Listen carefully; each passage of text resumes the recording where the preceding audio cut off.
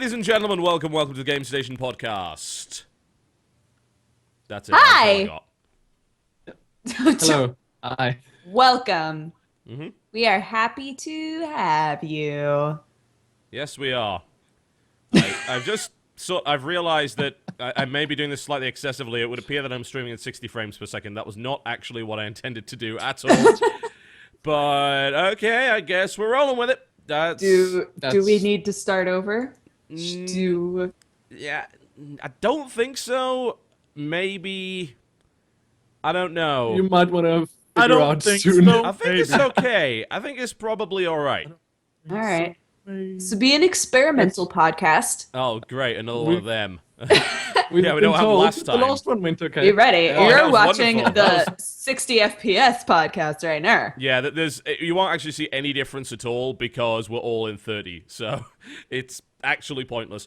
But Or possibly 15. yeah, Depends. well, probably Damn knowing it. Skype, it's like, oh, you want to run in 3 frames per second? Don't Like, worry, we got that for you. Seems as though Upgraded you're having premium. a problem. Yeah, upgraded premium, you can have 5 frames per second. It's really quite the thing, trust me. Yeah, I guess I'm sure it'll be fine. Famous last words. I'm sure it will be fine. But welcome to the TGS Podcast, where we sometimes talk about games featuring Jesse, Mr. what the hell are TotalBiscuit. you doing with your camera? You said today's podcast was experimental. Oh, so true. it's experimental, man. What? Woo! I think you meant like experimental in a good way. mind. Welcome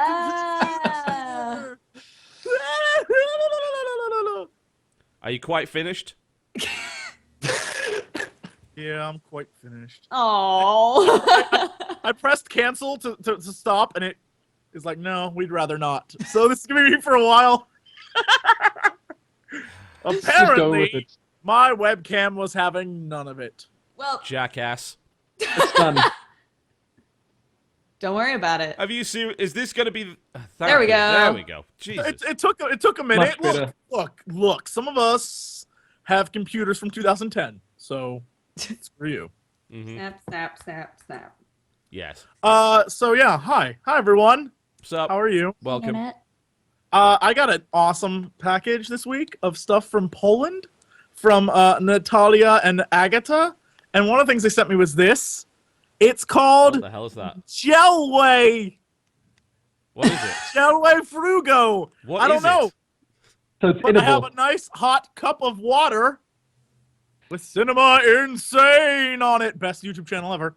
And I'm going to put it in here so you guys talk. I'm going to make some Gelway. Oh, it's like instant chocolate sort of a thing? Oh, It's- okay. It's most likely some kind of butt medicine. What fruit? Oh, I is that? hope so. What fruit is that? Cherry. Yeah. What that's is the cherry. That is obviously a cherry. That looks kind of cherry-ish. Watermelon? Is it What is that? cherry and watermelon? There. That's not a That's watermelon. not watermelon. What No, watermelon the colors fruit? are wrong. I don't know. Some sort of melon. Confirmed as not watermelon at this time. No. Well, no. we're about to find out. Ooh. All right. Continue with your lives. I'll It's be gonna here. it's gonna be mint Right. chocolate chip and cherry. I bet. That would be a fairly terrible combination as far as I It can would be a tell. little too much, I think. Smells fruity. It's I guess Someone cherries. said dragon Cherries. fruit. That could Cherries be Cherries are a dragon. fruit. Maybe it is dragon fruit. Oh my. That would be amazing. How exotic. Quite. Indeed. Speaking I of don't know. exotic, TalesOfLumin, welcome to the show. You're from a country that I can't point at on the map. Really. Well, Yeah. thank Your you for having internet, me. unfortunately, Uh, doesn't work very well because you keep freezing every now No. and again. I have Oh. no idea why it's doing that, but I'm really glad to be here. Even if I'm frozen, I'm hoping that it's unfrozen more than it's actually frozen. Well, But, if it makes you thanks feel for any having better, once again, Skype has been kind to you and frozen you in a decent position instead of in a really Good. horrible-looking one. So You're that's not good. frozen for Thanks. me, so But you are for Does the someone only else person point that that actually matters who is streaming the show. So That's just I've learned a valuable Terrible. lesson here today. what? Uh-huh. So what happened? let's hear it. Come on. So apparently, my conversion for milliliters to is way off. No. What have you So- done? I have Is it made solid? basically it's supposed to make it looks like pudding. I have made chocolatey water.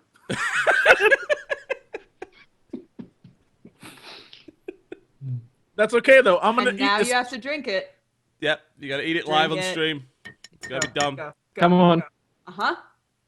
That's not bad. That's not bad for chocolate water. It's not bad. Except it's literally chocolate water at this point. I don't know if anyone Are can see you, that. are you Oh, sure it's not Looks supposed to like be coffee. that? I was gonna say, Is it- it's dark. it's not Not meant like to have some it. kind of hot chocolate thing? Maybe on the back though. That looks like pudding to me. That looks like pudding to me. Look, it's like It looks fruit. like Oh, a- of course. Kestel Joyce Gotowe does Scheuchtest. Oh, yeah, Absolutely. that. Oh. Exactly. It's clearly flavor. Oh, Peter Hadja, my favorite.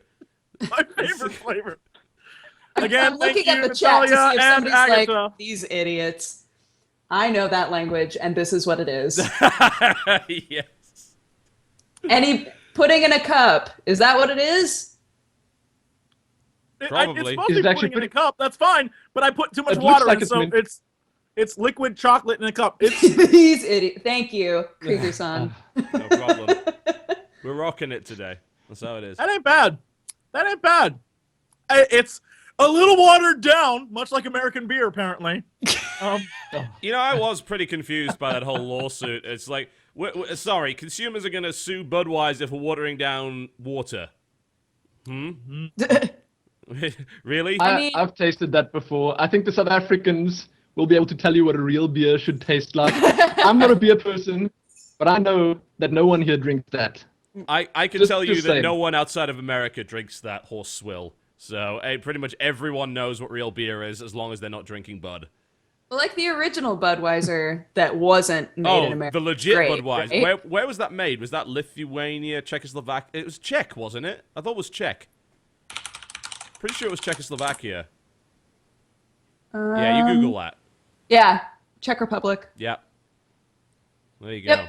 I'm sure it was much better back then. Yeah, it's called the same thing. It's not like the same beer at all. Like America didn't buy it or anything, but somehow they managed to make the same thing. But there you go. I need to get the taste of that out of my mouth with some more of it. Enjoy. Sounds like that sounds effective. How's it working out for you? It I tastes swear you said delicious. it tasted Thank good. you, Agatha and Natalia. You're wonderful. Wait, ladies. Oh. Oh. Even with the Polish eyebrow. ladies. It's like- Polish ladies. They're trying to poison me. Like It's like, He's hey just- ladies, I'm incapable of making pudding in a cup. I will truly be a good forager that's for our why. future children. That's why I need you. That's why I need you to come figure out what the hell a milliliter is, because I don't know. Oh no, metric! My worst enemy is an American. Sorry. Is it true? Wait, TB, I have a question. Yes. Is it true that in England you use both Yes. forms of measurements? Yeah, we use both. What? How does that work? Well, we just have an Milliliters and- inherent knowledge of it because they changed, I think, in the 90s, and like most of us grew up knowing both. So we have this weird system where we now use a lot of metric for measurements, and yet we still use imperial for speed and we still use miles, Oh. but we use meters as well. We don't use that yards anymore. shocked me. So- I had no so- idea.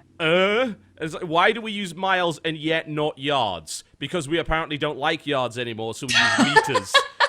But we still use feet because Okay. 6 foot blur sounds better than 1.85 meters. So we still use feet for that. We still use stone for weight for a person, but we don't use pounds for weight of product. We use kilograms. That all sounds very confusing. Fuck yeah, UK! That reminds me Wow. of back in the 90s, elementary school, like 91, whenever this was, they tried to convince us all to switch over to the metric system. And that year in math, everyone failed math class because we didn't know what it was. Everyone in the school failed math. And so at the end of the year, they switched it back. America tried, we failed, and we gave up on it. That's how we Someone saw roll. yards on road signs in the UK. Where? In Wales, maybe? No.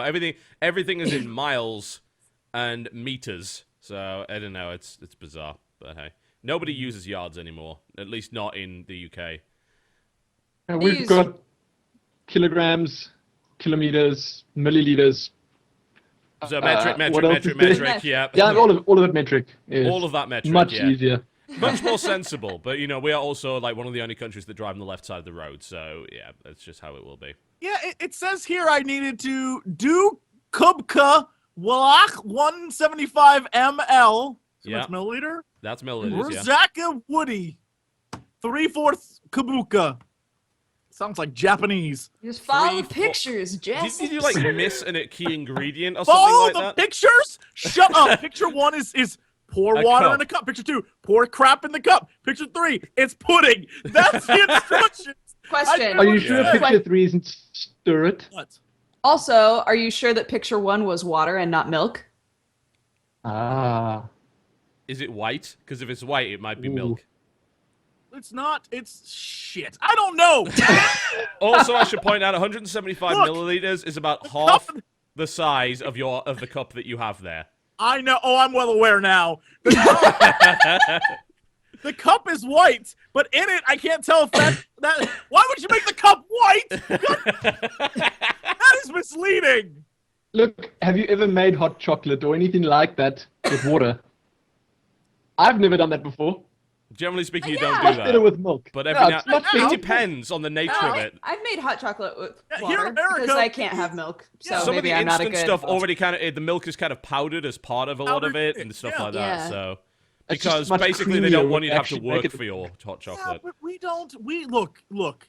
In America, we can barely get water running, and hot water. Sorry, rest of the world. We are fighting terrorists right now. Thank you very much. Wow. We're in a time of war. Yeah. Pick a side, world. We're at war. Oh my. hell Welcome is to the going Game on Station right now? podcast. We occasionally talk about video games. Coming up in the show, we will of course be talking about the games we've been playing this week, as well as Tails is frozen in the best possible position. It's wonderful. Oh, that is a good God, face. that's so He's good. so happy. Oh, that's wonderful. Anyway, yeah, as I was saying, great. news. We have news. We're going to be talking about news and all sorts of other stuff. And we've got some trailers to show you, including one which appears to have werewolves in it. And I think it sounds like an Irish drinking song going on in the background, which might be the best What? trailer I've ever seen. So we'll look at that one, as well as a few other trailers of forthcoming games. And if we have time, we'll be running some host topics towards the end of the show, and we will tell you exactly what's coming up on our channels over the next week. And beg you to watch our content, because otherwise we can't feed our poor starving families. So that's how it is. I have like 8 babies Exactly in the other that. room. Yeah. I need those views. She does. Oh, they're all cats. She does. I have 8 baby cats in the other room. You guys don't That's understand. Listen, you'll it's get a like, lot that more- sounds a lot more, more sympathy more for that. likely to happen, yeah. Yeah, it's true. Indeed. Go with that. All right, okay, let's do a podcast. I heard we can do Okay. that sometimes. Okay, so let's start with, who wants to kick us off? What have we been playing this week? Anyone got So, anything Lumin. interesting? Yeah, Lumin, what have you been playing this week? What's been I'll going do it. on? Okay, Yeah. so nothing really interesting. I've been spending a lot of Well, time you in suck. Guild Wars. Dodger, what have you been playing this no, week? no. Okay, I want to yeah. talk about Guild Wars for a second. Okay, so, sure. the new update came out just last night. The Gathering Storm update. It's the second in that Flame and Frost series. Okay. And it added guild missions. So I was super keen to jump in and try some guild missions with the rest of the guild. Our guild's called the Illuminati, which is amazing. Mm-hmm. And then we get there, and then no, be quiet, be quiet. The So- Illuminati. We get there, and I saw that it requires an upgrade in the guild that's going to take a week to research. So we have to wait a week before we can try the first guild mission, which kind of sucks. We're going to try to get it done by the end of the mission, by the end of the weekend, and hopefully give it a try then. But I've been playing a lot of Guild Wars, and it's been a ton of fun. I made a new thief recently, which has been so good. I've been playing on Engineer. I don't know what classes you guys played when you actually played it, but I played Thief when I mostly. when I played on Engineer, I just felt so weak. I wanted to stick with it because that's the class I really liked. I like the style of the Engineer. But when I switched to Thief, the game just became so much more fun. It was so much better. Yes. No, I had an engineer too. That was my first character. I named him after all my characters are named after Final Fantasy VI characters. So it's like he'll be a human engineer. I'll name him Edgar. It'll be wonderful. And so I ran around, was having a great time, and about halfway through level 80, I realized that engineers are the weakest, derpiest shits in the entire game, and they're pathetic in every way. And I wasn't having fun. I switched to a Guardian. I'm like, this is an entirely different game now. I'm actually enjoying myself. Yeah. That's exactly it. I mean, I was having fun, okay, but it was just me having fun seeing all the new areas and stuff like that. But then I realized that I wasn't really enjoying the class. And when I switched to Thief, it was just, it was so much better. I'm level 60-something now, and it's just the best experience. There's so much more you can do with the traits, and there are so many more interesting skills. And with Engineer, there's just no direction. I mean, there are so many little things that it can do, but it does everything else much worse than the other classes already do them, so there's just no point. Yep, it's all, Engineer is a really garbage class. Thanks for nothing. I was so excited, too. I was like, it's going to be so much fun because I can drop turrets. Turrets are basically just as underpowered as Shaman Totems in WoW. So, Oh, I use the turrets right now to get their utility belt skills, so I use them for the secondary effect that they give you, not for the actual turret. Right. Because they're garbage. Well, I've been playing Guild Wars, and it's a lot of fun. I've been having a blast. I'm still playing it since launch. And other than that, I've been playing the stuff that I've been playing on my channel, XCOM on classic Iron Man. It's so difficult. I'm just so bad at that game, but I'm having a lot of fun playing it. And Is this the only decent way to play the game, even though it is difficult that way? There's no real question.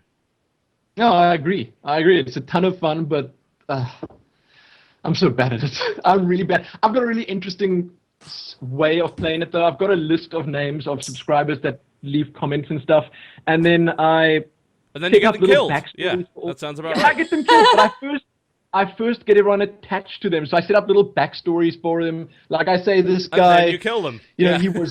He was born and bred to be, the leader of an XCOM squad. His parents believed in him. He was sent out into the world, ready for it. The aliens came. He was first in line to take them on, and then he dies.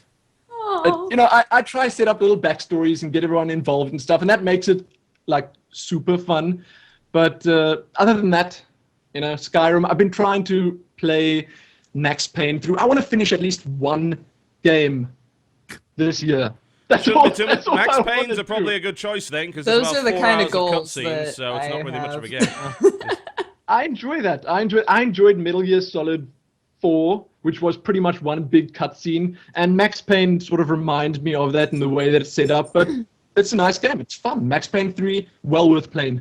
I'm enjoying it. But that's it. That's pretty much what I've been doing. Mostly Guild Wars.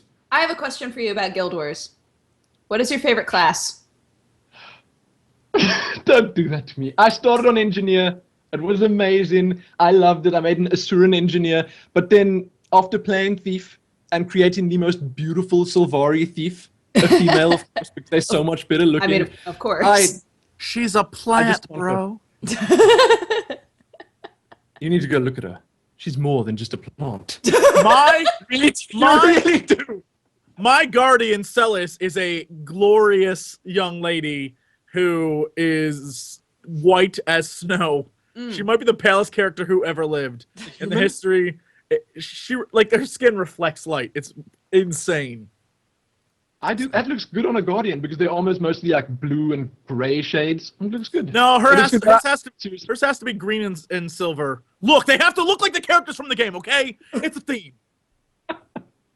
Great. Okay. No, but right now, I gotta say, I'm enjoying Thief the most. I tried so many of the classes, and I just played to level 10, 15, 20 at most, and Thief is just the one that I'm attracted to at the moment. It's good. It's a lot of fun. Stealth in games, amazing. Yeah, I always go for stealthier characters, so lately I've been trying to do more tanky stuff, and tanks are so fun because you don't have to have much of a strategy. That so suits my brain really well. Don't you? I mean, if you're playing World of Warcraft, for instance, isn't all the pressure in the world on the tank, and then a little bit on the healers and some on the DPS? But if you're the tank, then everyone expects so much more of you. Yeah. Not, You really not want in that Guild kind of Wars. pressure? Not in No, Guild Wars. but you're It's not different. supposed to tank. You know, In Guild Wars, I you have have to no tell you pressure to be a tank. None. That's because you can't that's really the thing. It's not tank per actually se. like that. No, you know, I've been seeing so much of this, but when it comes to the higher level fractals, I don't know if you guys know what the fractals of the Mist Dungeon is. I have done them, yes. No, well, you can go up in level, and then it gets like significantly more difficult when you get higher up.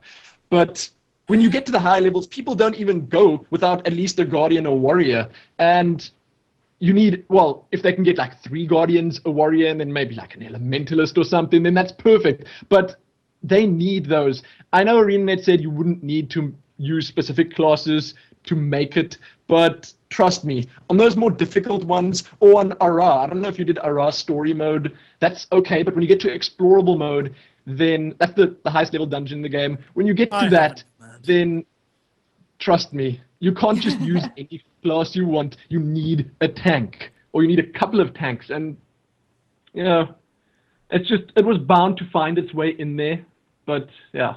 Yeah, you can't completely demolish the Holy Trinity and then expect it to work at higher difficulty levels unless you somehow completely change the dynamic of the game. And from what I played of it, the changing dynamic of the game was, oh, you know, aggro, we're not going to do that. We're just going to have monsters run around and randomly hit people, and those people are responsible for their own lives. Enjoy. I have to tell you that the aggro is so random as well. I mean, I went to Fractals for the first time, I think 2 weeks ago, okay? I'm a little bit behind, excuse me. But I went there for the first time, and then we did one of the more difficult ones, and this boss just focused on me. It just followed me all the way. I go stealth, I come out of stealth, he follows me again. He just changes his focus for like enough time to comfort me a little bit, to make me feel safe, and then he switches straight back to me. I'm doing the lowest DPS in the party. I'm nothing special. I'm not really like trying to attract him. I'm not trying to get his attention, but yeah, he attacks me. He sets his sights on me and he wants to kill me. He didn't stop until he pounded me into the ground and my party had to 4-man it. Fun times. It's crazy. Ah, well, I still enjoy it. I love it. Well, that's what I've been playing this week. I have another question for You you. go. Ask away. What is your shirt? Then I'm done. That's my last question. FYI, you Oh, can't is it really a show Kingdom it right Hearts now shirt? because it's frozen. I can't. No one could actually see this on the It's a screen. Kingdom Hearts shirt. Kingdom It has Hearts all the Kingdom Hearts shirt. characters on it. Well, I can't see who the I'll just bottom stand up one again. is. Don't worry, I'll stand up again. The bottom one, it looks like the little, Is that Kyrie? the Or little wizard. What's his name? The little Little wizard. wizard? Little wizard. I don't know. Isn't that the Oh little? no, those are just These are heartless Heartless. guys. Yeah. Oh. Heartless. Fine. I don't know the Kingdom Hearts games very well. But I bought a T-shirt I just anyway. like the T-shirt. Yeah, it's an amazingly cool okay. T-shirt. You know what? I wear a Hellboy T-shirt sometimes, and I am not a huge fan of those comic books. So But did you like the movies? Which in we're my both opinion, were fakers. great. I love the movies. Hell I yeah. love the movies. Fantastic. So I guess that makes Who it. played Hellboy in that CG one? Well, it wasn't CG. He was actually in a costume. Was it Ron Perlman? Yes. Well, yeah, Was Ron it? Perlman was playing him in the actual movies as well. Those so are such good movies. they really are. I like that The guy. visuals, especially in He- the second one, are absolutely Oh phenomenal. yeah. Well, I mean, they were like, "Yo, Guillermo, we have Hellboy, and we Do need a bunch of whatever creatures," fuck and he you was want like, with it. It's like, yeah, you know that that movie I did called Pan's Labyrinth. Can I do that again? Only I'm with a just gonna guy do with a more massive of gun, that. and they're like, yeah, sure, go for it.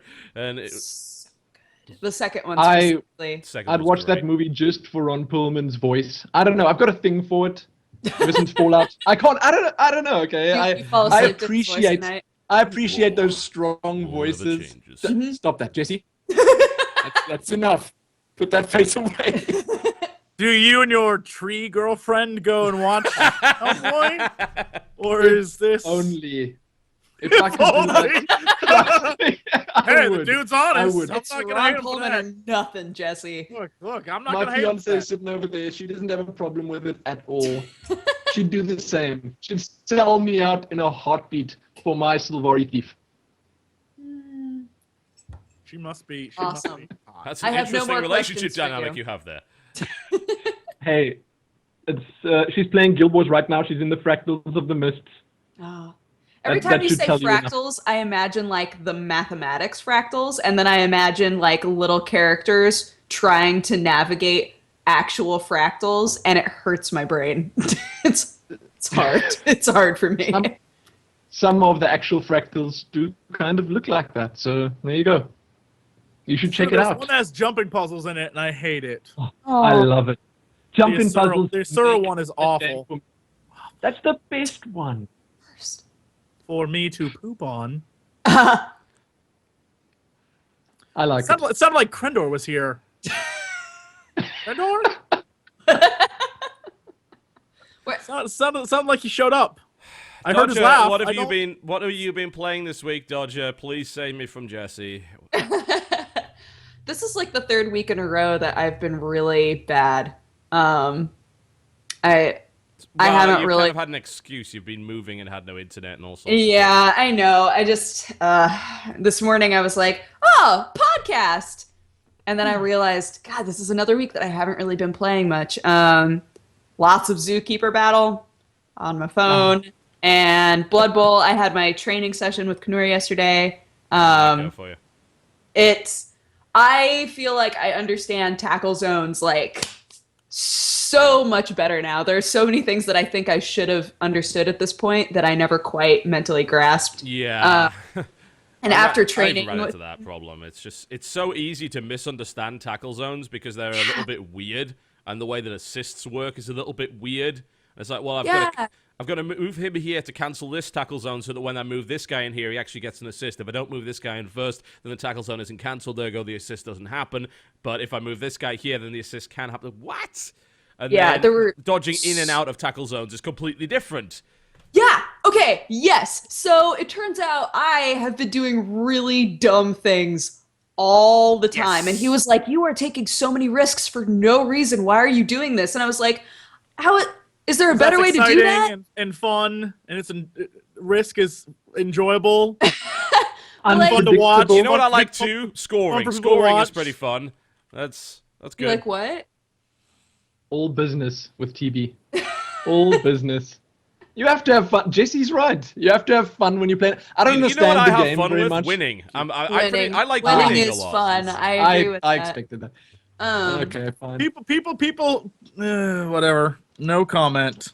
What? I'm with Jesse on this one. Oh, thank you. Thank you, you and everyone else on the internet. Hey, here's the thing though, Jesse. Didn't you have a lot more fun when you played the game properly like you did against me?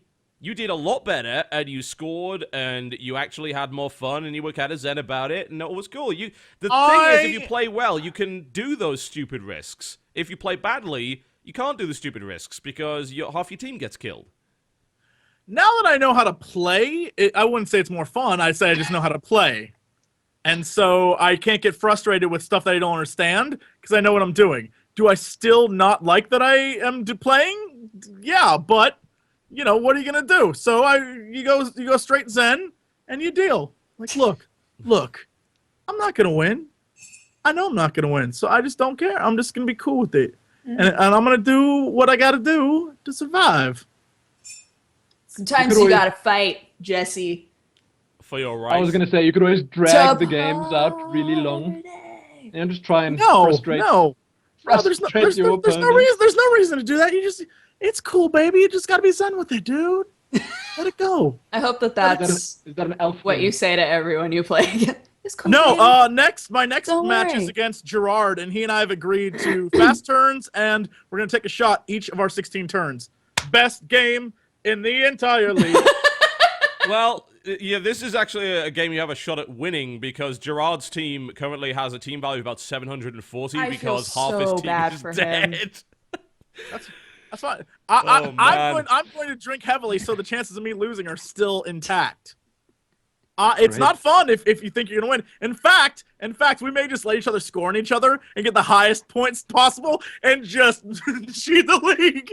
Oh my god! Oh my god! Gerard, if you're watching, dude, we're gonna scam some shit. So there's a reason why the league setup lets me change the results of matches, and that's because of people like you. Because You can change results? Oh yeah.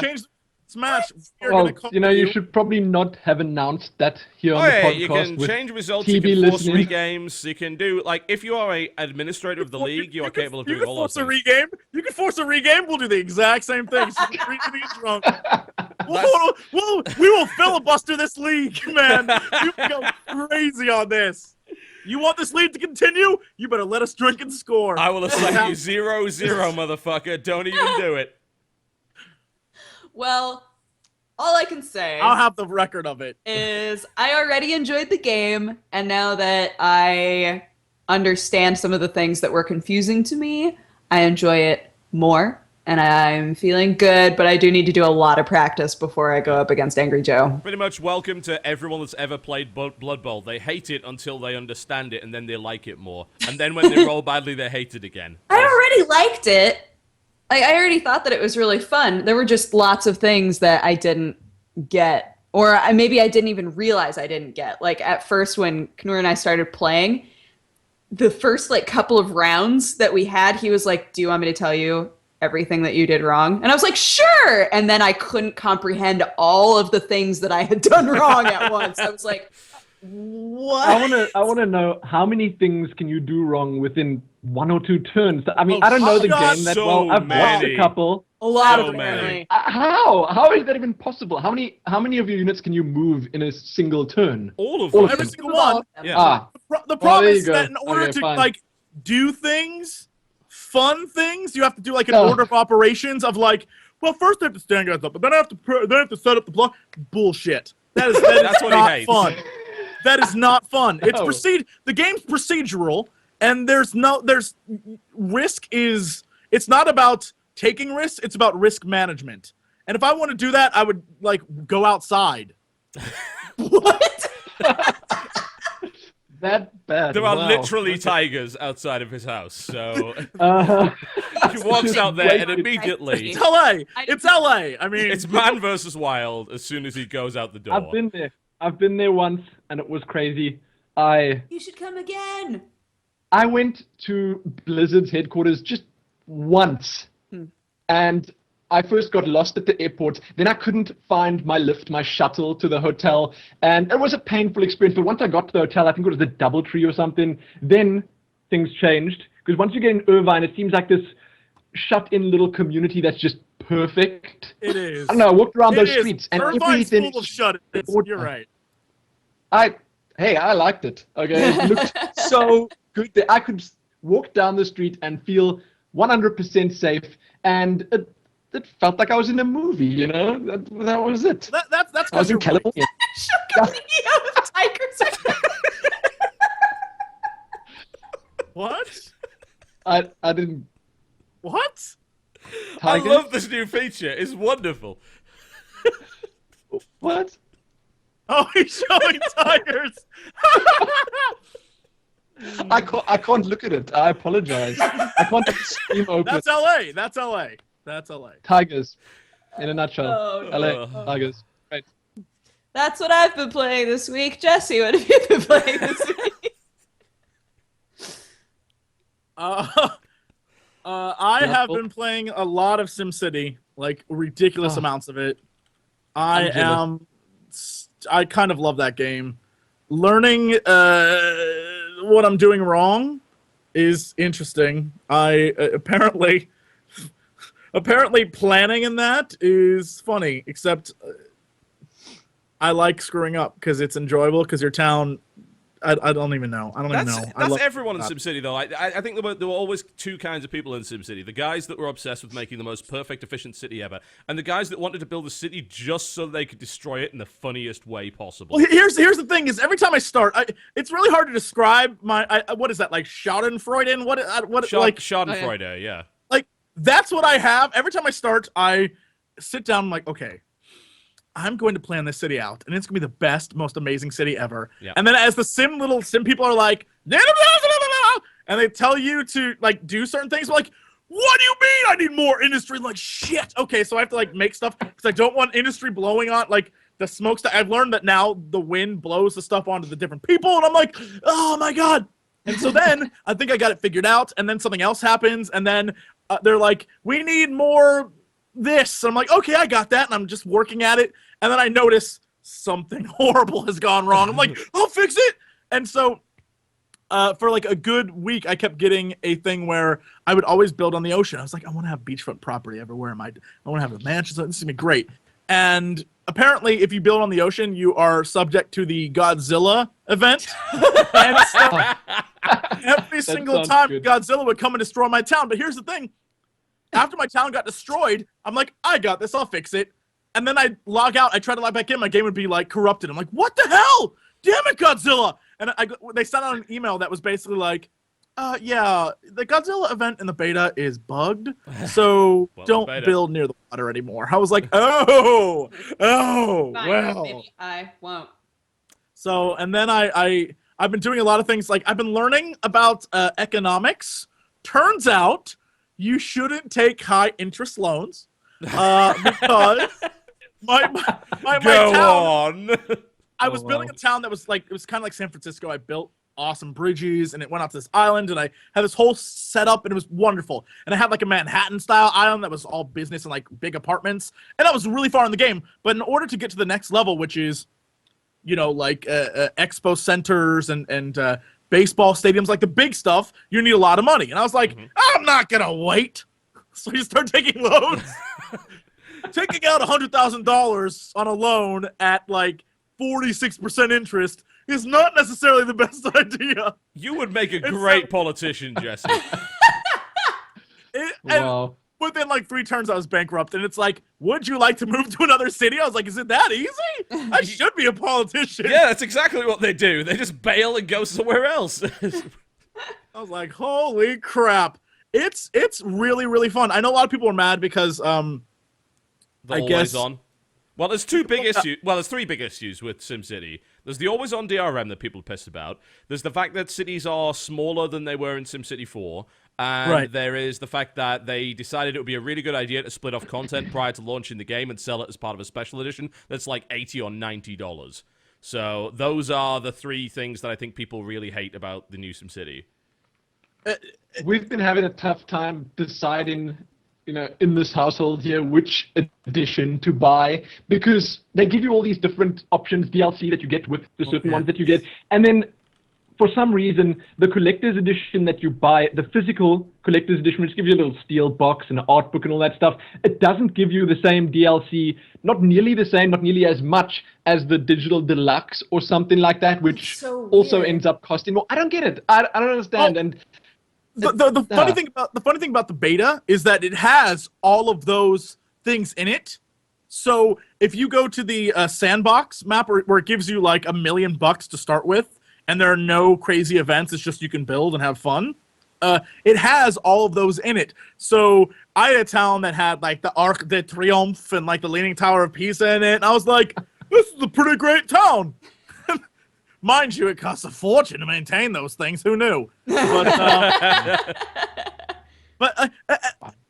it's one of those games where, and this is kind of funny, and I guess it goes to how I like to play games, which is why I despise a game like Blood Bowl, where I'm like, I'll sit there and I'll get really into it, and I'm like, okay, I got this. Yeah, this sounds good. And then the minute I screw up, I'm like, screw it, we're restarting. Right? I have that attitude towards this game, and I have that attitude towards a lot of games. I can't like if I fail, I'm like, all right, rather than have an 0-1, I'll just restart and get that 1-0 first. Then we'll be good. Like I can't tolerate that. I'm like, whatever. 10 hours later, you're only an hour into your gameplay.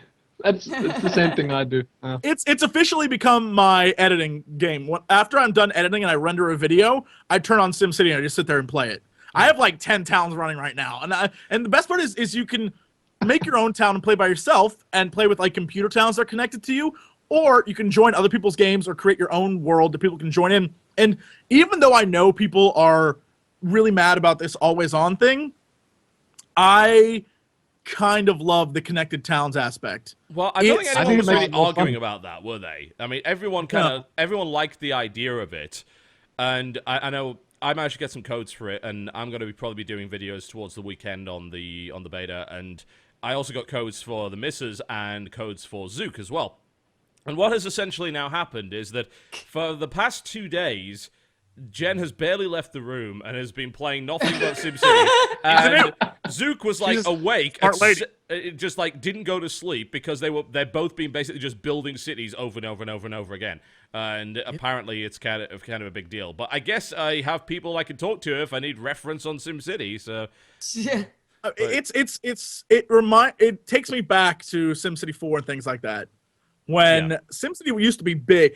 I don't know if you guys remember out there, SimCity used to be big, and everyone used to play it. Yep. And it's been so long since I've sat down and played a SimCity game and loved it this much. So, well, I mean, there was only one other one, and it was dreadful. That was SimCity Societies, which was a complete mess. That's what killed the series, I guess. But I mean, this from what I've seen of this so far, it really does just seem like a SimCity game.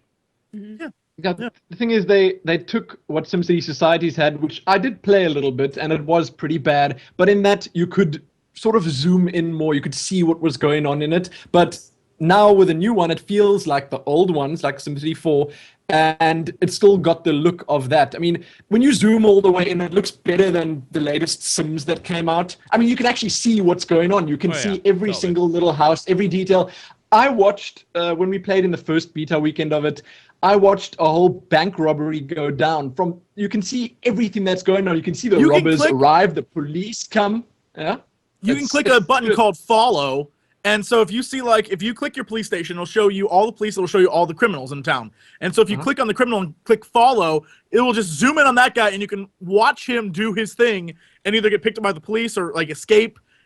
You're absolutely right. It's really fun. Go on. Just keep going till he gets put in jail and you watch the jailhouse till he gets out. Or sometimes he goes home and you can watch him go back to his house. And you're like, that dude just robbed the bank. And why don't you go arrest him? What happens if you actually then go and destroy that house or something? I don't know, but it's actually kind of fun. In one of the videos Krendor and I made, the property values around my rich people were going down because people in mobile homes were moving in. And so I just kept destroying their mobile homes. I was like, leave. And so, I was a good mayor. And my favorite part is one of the things I learned, and this is something that I love about the game because it proves that I am the greatest gamer who ever lived. The very first time I played, I built the best roads possible. I was like, you need good roads, okay? Roads are what make a town. And then I got my ass handed to me. And early on, I was losing. I was like, this isn't making sense. So there was a bug in the thing, so we had to restart. And upon restarting, I built normal roads. But so as we're going through the whole thing, and this is probably a spoiler for Krendor and I series, but as we're going through the whole thing, halfway through, my town isn't growing. I'm like, what's happening? What? And they're like, we need more people on our town, man. I'm like, my town is full. There's no more people. And then it hit me, I need roads. And then I built the best roads I could, and giant skyscrapers started appearing, and I was like, I was right. From moment one, roads make your town. Mayor Cox, vote for me. 2013. Yes. Wonderful. Love it. So what else have you been playing, if anything, other than SimCity? Ni no Kuni. I'm still rocking that game. I love it. It gets better and better and better.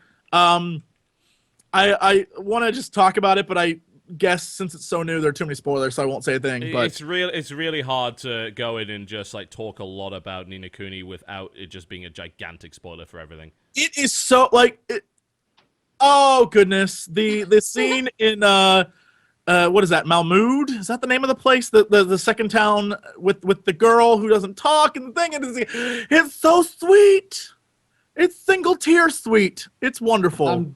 I'm jealous of everyone playing that game. It looks so good, and that world map just attracts me to the game.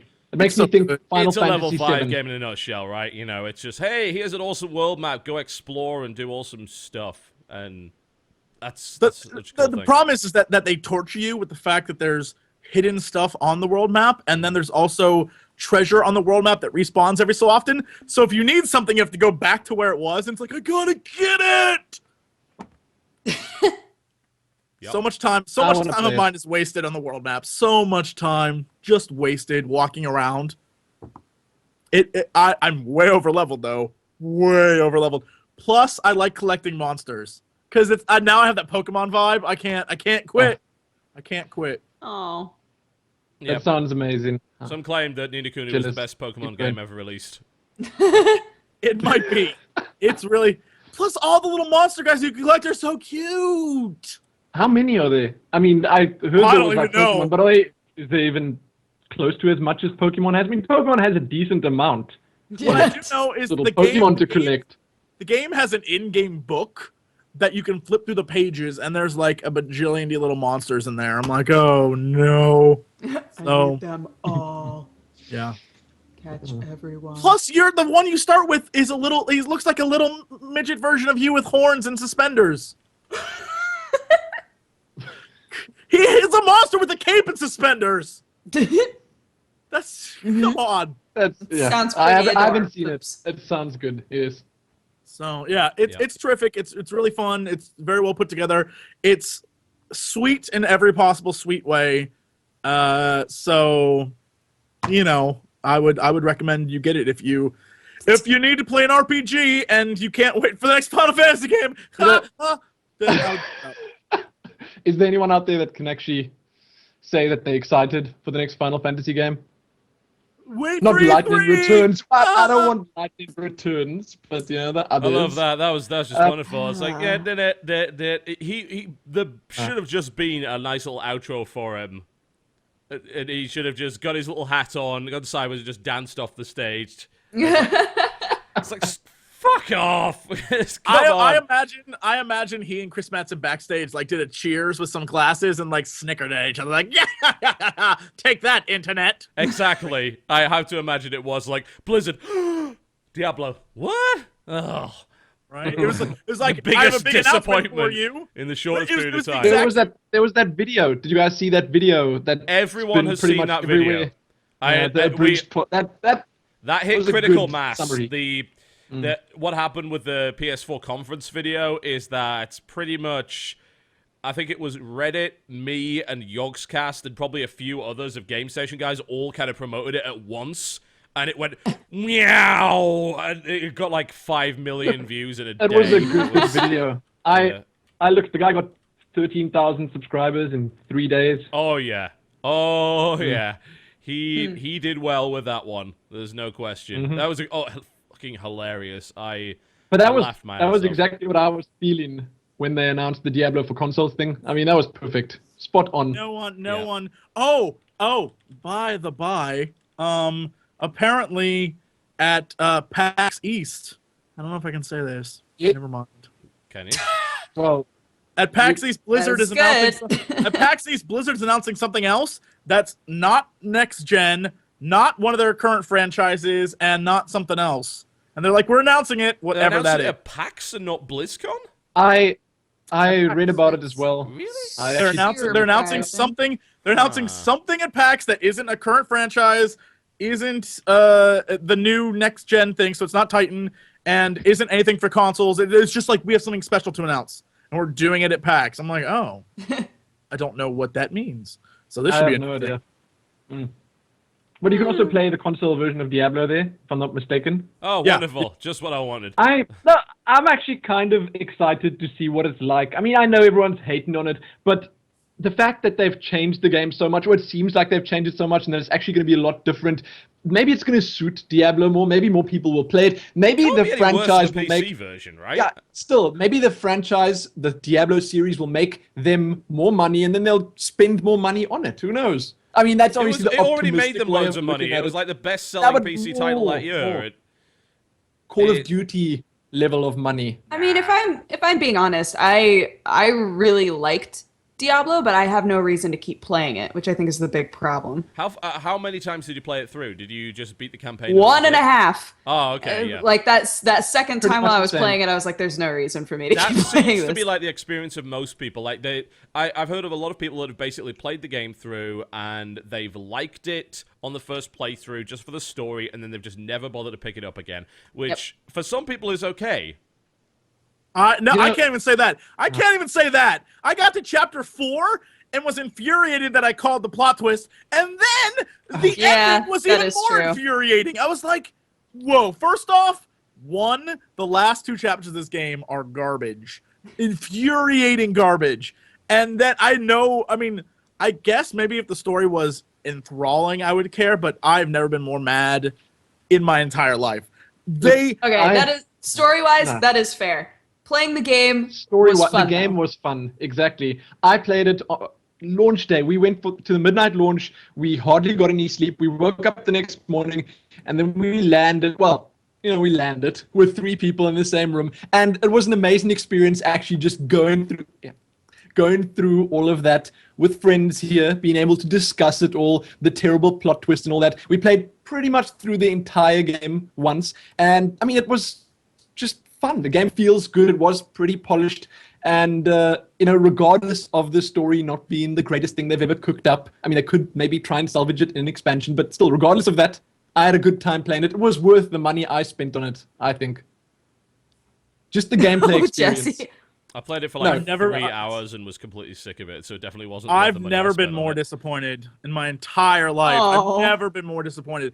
I can truly say I've loved every single Blizzard game ever made. Like, every single one. Even, like, every single WoW expansion, like, all those Mr. things. Pandaria? Loved them. You know what? Story Miss Pandaria is terrific. The daily questing and the rating is the exact same thing as ever. So I got to, like, the max level, rated a little bit, and was like, all right, well, I've seen this before. Did you see the new Thunder King video? The new Thunder King trailer is terrific. That was right? so good. That voice. Yes. And Well, the that's fact because that that's they Pete. put on That's that Pete little from foam Goof thing. Troop. Really That's who it is. And so, Great voice. well, and so it's in. Yeah, no, it looks. The story is great. The Miss Pandaria story is terrific. All of it's wonderful. The problem is that even StarCraft, the new StarCraft Heartless Swarm, like the trailer they just released yesterday, terrific looking. All stories in all their games are wonderful. What they did with Diablo 3 is they just like shat on every single Diablo fan. Pretty much, they said, we're going to take every character you love, just shit all over them, and then we're going to make a new character, and we're going to make you love her? Oh, but wait, we're going to shit on that too. Chapter 4, bitch. Like, what an insulting game. It's an insulting game. And I like nothing about it. The fact that, like, everything leading up to it, like, all the books, like the Book of Cain and like, all those things are terrific. They set up the game perfectly. And then the game came out, and it's just like, garbage. do you think they'd actually go back and change that? I mean, now we know that they've all realized that everyone doesn't like the story, but do you think they'd actually change that? Do you think they'd It stick was to all their a guns for that? dream. Exactly. Right. Oh, wow. I think Twilight. TB, right now, TB has the old school Thunder King patch. The new one that just came out today, like literally today, is terrific. The one you showed is the one that was like, people was like, what is this garbage? And so then they're like, There's no way they said, what is this garbage? There's a fucking Triceratops boss. There's no way No. anyone actually said that. Everyone did. When they released the trailer that you just showed, everyone was like, this is the worst, most boring trailer I've ever seen. Because it's literally like garbage screenshots of like, what's that thing? The model viewer? It looks like model viewer screenshots. Yeah, but that's fine. It's like, it's a fucking Triceratops. What do people want? I guess people want flashy bullshit. I think they do. And the new trailer is all flashy That's bullshit. really It's good. amazing. Yes. It's really good. Well, It's if it the is new- there, it's not even on their official World of Warcraft channel, so they've evidently not managed to get it up. No, there. it's unlisted. You got to check the site. What? You'll find it on the site. No, screw It's that. I unlisted. can't be asked with that bullshit. Why would they It's- put it up well- unlisted? What the hell is wrong with them? They tweeted it today Yeah. on like the WoW Twitter and all the guys. Like, Stupid. it's so good. In conclusion, I do feel that Diablo wasn't the best game ever. I had fun. I didn't have as much fun as I did when Diablo 2 came out, because I remember that day 100%. That was the most amazing experience ever, going from Diablo 1 and the terrible expansion of it with a monk. But going from that to Diablo 2 was a huge leap. But I also feel that the fact that we kind of knew a lot more about Diablo 3 before going into it, it also wasn't, it made it less special. Okay, for me, Diablo 2 came as 100% surprise. The whole thing was totally unseen for me, and it was something new back then, at least. But I still enjoyed the gameplay in Diablo 3. But I will give you that. The gameplay was I enjoyed the gameplay in Diablo 3. I thought the way it was set up was fun. Because I'm such a, like, the only reason to play that game is for the story for me, that anything that I loved about it was instantly gone. And that's why I'm really excited about StarCraft 2. I don't do PvP in StarCraft 2. I never have. I've never even cared. But the story of it and the maps and like the building of the ships, because this PvP players killed PvP for me, because the minute it was like you have to build really fast in Zerg Rush and it wasn't like build giant battleships in PvP, that's when I stopped caring about it. Because Well, you the whole can point of try. StarCraft, you can try, but you get your ass kicked. The whole point of StarCraft is to build like the biggest fleet of like 1 million ships you can. That's where it's fun for me. So I can do that in the Don't normal attack map, until 30 minutes. right? I like when that was the rule back in StarCraft 1. People said that all the time. I've done that before, exactly. And so StarCraft 2, I'm really excited for Heart of the Swarm. It looks really cool. The new trailer they released seems pretty great. So Blizzard probably will win my love back again with this one. Because I read the book Flashpoint, so like I know the setup to the actual story going into it. So I'm really excited about all Wings of Liberty was this. Great. Well, the Wings of Liberty campaign was is most amazing. likely going to be really good. I think that the only problem anyone really had with the Wings campaign was that the story was a bit derpy, and they claimed the writing was worse than Brood War. And I wouldn't necessarily disagree with them. There were definitely some very cheesy moments in there. So that's a valid concern, but the mechanics are great. Like, as a single-player RTS campaign, I don't know of a better one. Every mission has completely different mechanics and themes. They have gimmicks that are only used on one map. They have a bunch of different units and upgrades that you can't even get in multiplayer. So there's even a the reason for hardcore customization. multiplayer guys to play it, because, like, look at all this cool shit. Look at all the upgrades you can have. You can, examples are banelings that split into mini banelings. There's Zerglings that produce instantly for free. You know, there's all sorts Heart of of the Swarm crazy that went upgrades. one up on Wings of Liberty, for sure. It So looks much good. better looking I- in terms of it in really terms of the does. different upgrades and stuff. Yeah. Here's the thing that I have is, as a story person, I'm a little concerned about the trailer that they released yesterday, because if you follow that trailer, it basically gives away the plot. I'm hoping it's a red herring. And Yeah, I hope they're not what's in there- dumbasses, because it does seem the like trailer, they absolutely telegraphed a lot of it. yeah, the trailer's like, in the beginning it's Kerrigan, like, oh, I'm a human, then by the end she's just Kerrigan again. I'm like, hold up. Yeah, but they also show, you've got to keep in mind, they also show that whole scene with her waking up from this nightmare or this dream. No, that was A the lot old of this one. stuff That was- look no, Yeah, a lot of but this that was stuff also that's in the going new on one. Yeah. right now very much looks like it's dream state stuff. Like the Yeah, part that's of the exactly trailer. what I'm saying. You never know. Well, in the book Flashpoint, they do the exact same thing where like half the bookish is in her head, and you understand like what makes her tick. And so apparently she like relives every time any one of the Zerg, because she was like in charge of all of them and connected all of them. Yeah. Anytime they killed anyone, she has that memory of like millions of people dying. So that's like, she's messed up in the head. So she's not like, Jim didn't bring back our good old Kerrigan. She's still kind of crazy. Oh, and sure. I think what's about to happen in this next one is she's going to go rogue and try to, I mean, it's pretty obvious from the trailer. She's going to try and kill Minx, and that's like, Jim's like, why you got to be like that, baby? And then We already they'll saw kiss, some of and then that. she'll be like, exactly. Well, hopefully not, because bear in mind that what people are really complaining about in the StarCraft Reddit and Team Liquid right now, and validly so, is that in Brood War, basically, Reyna's like, I will never forgive you, I am coming to kill you, basically. Right. And then in this, it's like, I never gave up on you, Kerrigan. It's like, so which Yeah. is it? I Don't wondered give me about this. that. If I'm this, like, if this love Rainer- conquers all bullshit comes in, then Metzen just needs to be slapped. If Here's- in fact here's it's a the red thing. herring and it turns into something cool, then great. That's what I want. This is actually when I interviewed Christy Golding, who wrote Flashpoint and like all the books and stuff. I asked her about, because that's one of the things that I think is really interesting, is that in the books there's a lot of stuff in there that would be very, very helpful for people who played the games. Because at the end of Flashpoint there's a major twist, and I'm like, is this gonna be addressed in the game? Because Blizzard doesn't do that often. Sometimes things happen and Blizzard's like, hey, you just gotta read the book, deal with it. Yep. It's like, whoa, hold up. And so there's a major twist at the end, and so I'm like, okay, this better be addressed. And one of the things that I think happened is in the books leading up to StarCraft 2 that were written, Raynor, the reason why he's like, I'm gonna kill you, you bitch, and he's like all mad at her. That was my angry Jim Raynor, by the way. That was good. I thought it right. was believable. Good the solid reason 6 why- out of 10. Thank you. The reason why he's like that is because he's so in love with her that he can't believe that she's doing this, and so that's his like reasoning of just like he's angry, and so that's like how they try to sell it in the books leading up to it. So when he hates her, but then when he gets a chance to save her, he's like, oh, I can bring her back. I'm convinced what's about to happen here is it's going to be one of those. He gave in, and rather than take her out like he knew he should have, he gave in and tried to save her, and she's going to betray his trust, and so it's going to be back by the end of this. Jim's like, I have to kill you, and there's going to be like, there's going to be a tense scene where he's like, I tried to save you, but now I'm going to have to kill you. Oh, I don't know what to do, and she'll like attack him, and he'll kill her. I really just hope that they just like that she just kills Raina straight up, like 2 missions in. That's what I want. Just get rid of I want that get so rid of the character bad. I completely. want her to just kill him in cold blood. You don't have to worry about this whole my feelings crap. It's just kill him off. Done. Time out.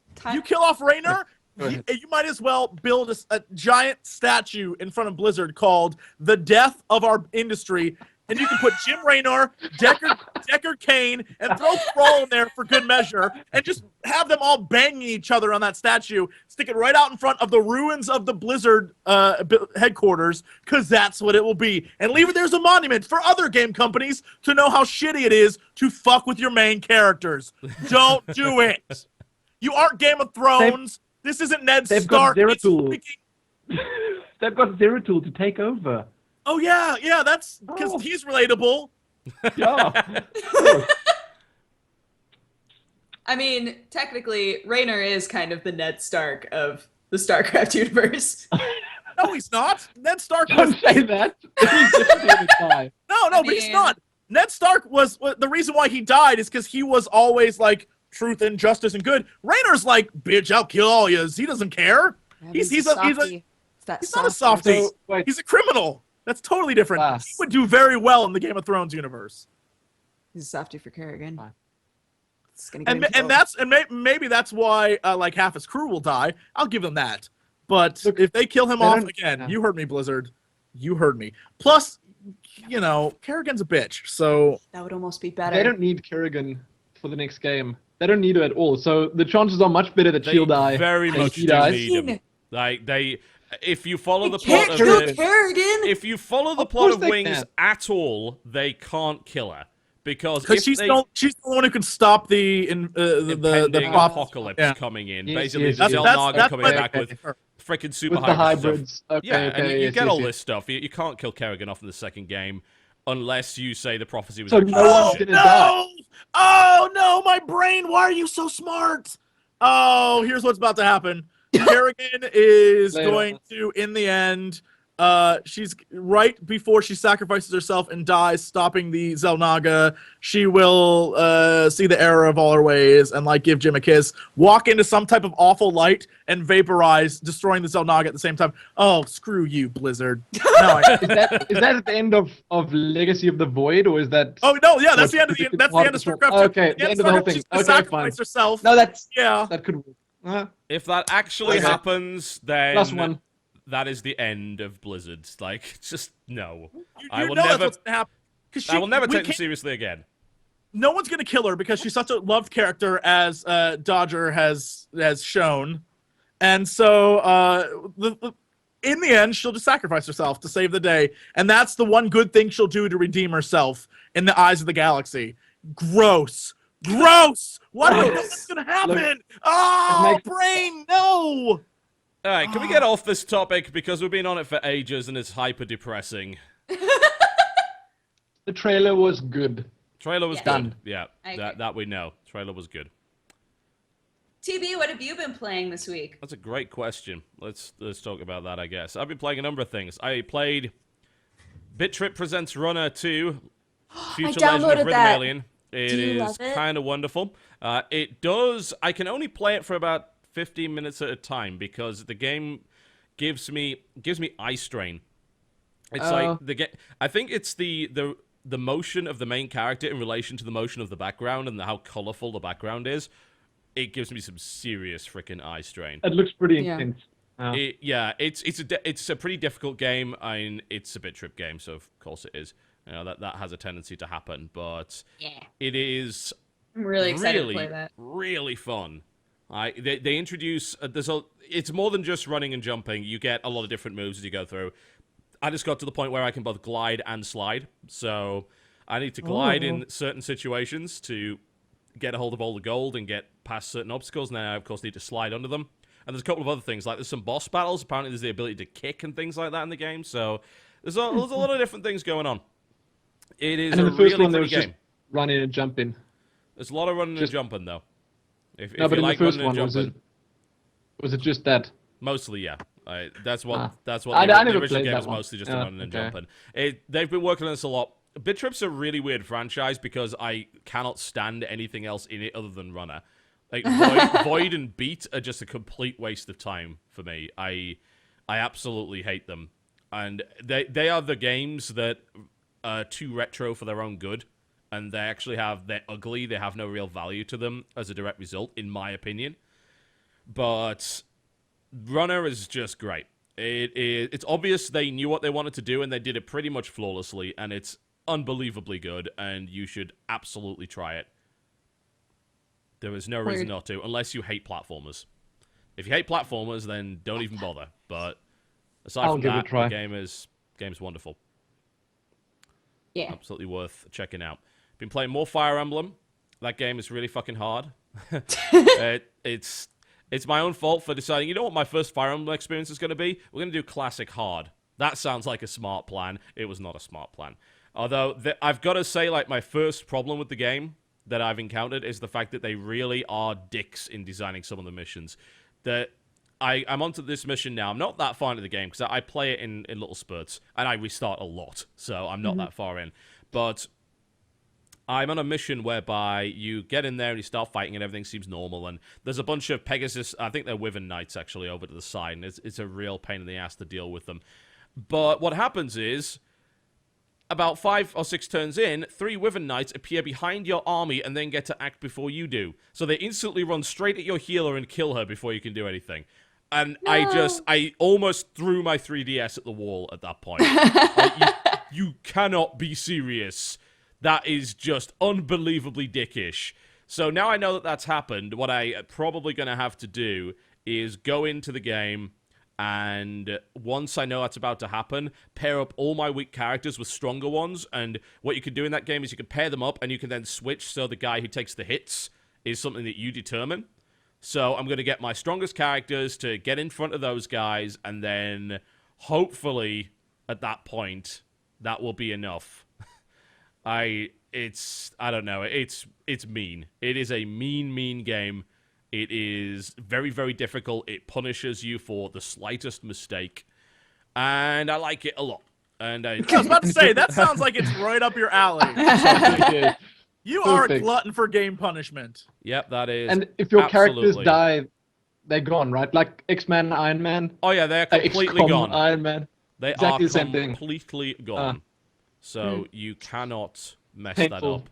You cannot, under any circumstances, mess that up. So I would strongly recommend that you do not.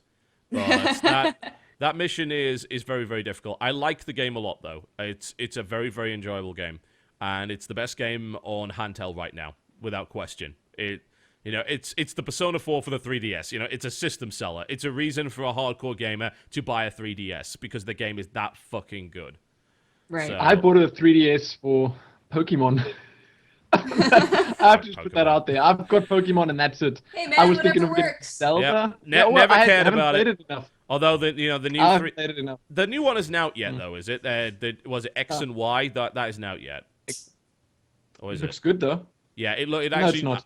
Yeah, I will admit that looks like the first Pokemon game aside from Conquest, which was great, that I'm actually interested in playing. So I do think it's hilarious that the legendaries actually look like an X and a Y, though. That's They made had me to do laugh. something. yeah. They had to do something like that. This is so funny. I mean, the others in black and white, the legendaries were black and white. I mean, you can't X and Y. That is true. Am I wrong in saying it's the first one that wasn't named after color or colors, right? Yeah. Is it? I Well, think that was unless right. Crystal isn't a color, so that's something to say. But yeah. It Yeah. is for the Well, most it's, of them. def- Most of it's them at definitely least. different. Yeah. And I think they did that on purpose because it's actually the first big paradigm shift in Pokemon for like last 15 years. So I guess it kind of makes sense. And it's the first Anyway, proper one for the 3DS. Yeah. yeah. Just before we get derailed on Pokemon discussion for the next hour, I'm going to finish off what I've been playing this week because I can see where this is going, and I want to avert it before that happens. What else have I Okay. played this week? I played some Omerta City of Gangsters finally, and I like it quite a lot actually. It's pretty fun.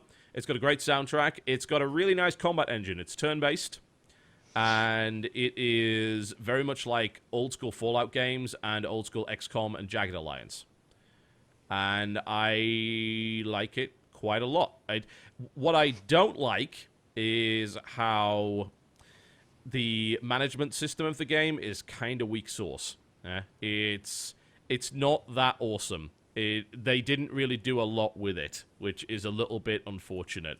I feel they could have done a lot more. Those looking for a management game, bear in mind, these are the guys that made Tropico 3 and 4, so you kind of expect that. Those looking for a management game, you're not really going to find it with Omerta. Omerta is actually more of a combat game, and it's got this sort of light management overworld city simulator going on in the background. And But you can see some cool stuff going on, but you can't really, like, let's say you were talking about a game like Anno or Settlers, right, where you've got these really long production chains. Like, I want a pork sandwich, so first I need to breed pigs, and then I need to bake some bread. But to get bread, I first need to get grain, which I then need to grind into flour, which I then need to send to the bakery, and then I can buy, and then I need to make the sandwich, and so on and so forth. That isn't in Omerta. Omerta is pretty much little more than make a brewery makes beer, sell beer in speakeasy, or sell beer to other speakeasies, done. That's pretty much where it ends, yeah? That's it. There's no chain of supply, there's no risk of your beer sort of being taken out on the way to the speakeasy, you don't need to get the ingredients for the beer or anything like that. It's very, very simple. Why wouldn't that be, though? If it's a city of gangsters, why isn't there people actively trying to take out your beer supply? There are, but only in scripted events, from what I can tell. As far as I can tell, they never, like, other gangsters, I may not be far enough in the game yet. This may happen later on in the game, but there are never times where gangsters actively go and try and take out your stuff. I have a feeling that might happen later in the game. If it doesn't, then that's weak sauce, and they really need to do something about that. Because is the combat actually good enough? Yes, I mean, I would say that it is. It is just it? like No. think about this for a second. There's one thing that I was just absolutely surprised by with Omerta when it came down to the combat, and what I was surprised by is how much better it is than the current XCOM game. And you might think that's insane, right? No, That's insane because Firaxis is a dumb studio that makes games that I really want to like, and they constantly screw them up. Aw. You know what happens in XCOM where you move and you're almost sure you've moved to the place where you've got good line of sight and you've got a good shot on this guy, and it ends up not being the case, and it never tells you, and there's no way you can figure it out prior to actually taking that move. Well, And then somebody kills you through a wall. exactly. Welcome to XCOM. So what Omerta did was, well, what we're going to let you do is we're going to give you a lot more freedom of movement. We're going to bring back action points instead of a dumb 2 moves. So everything is action points and movement points, so you can be very precise with your movement.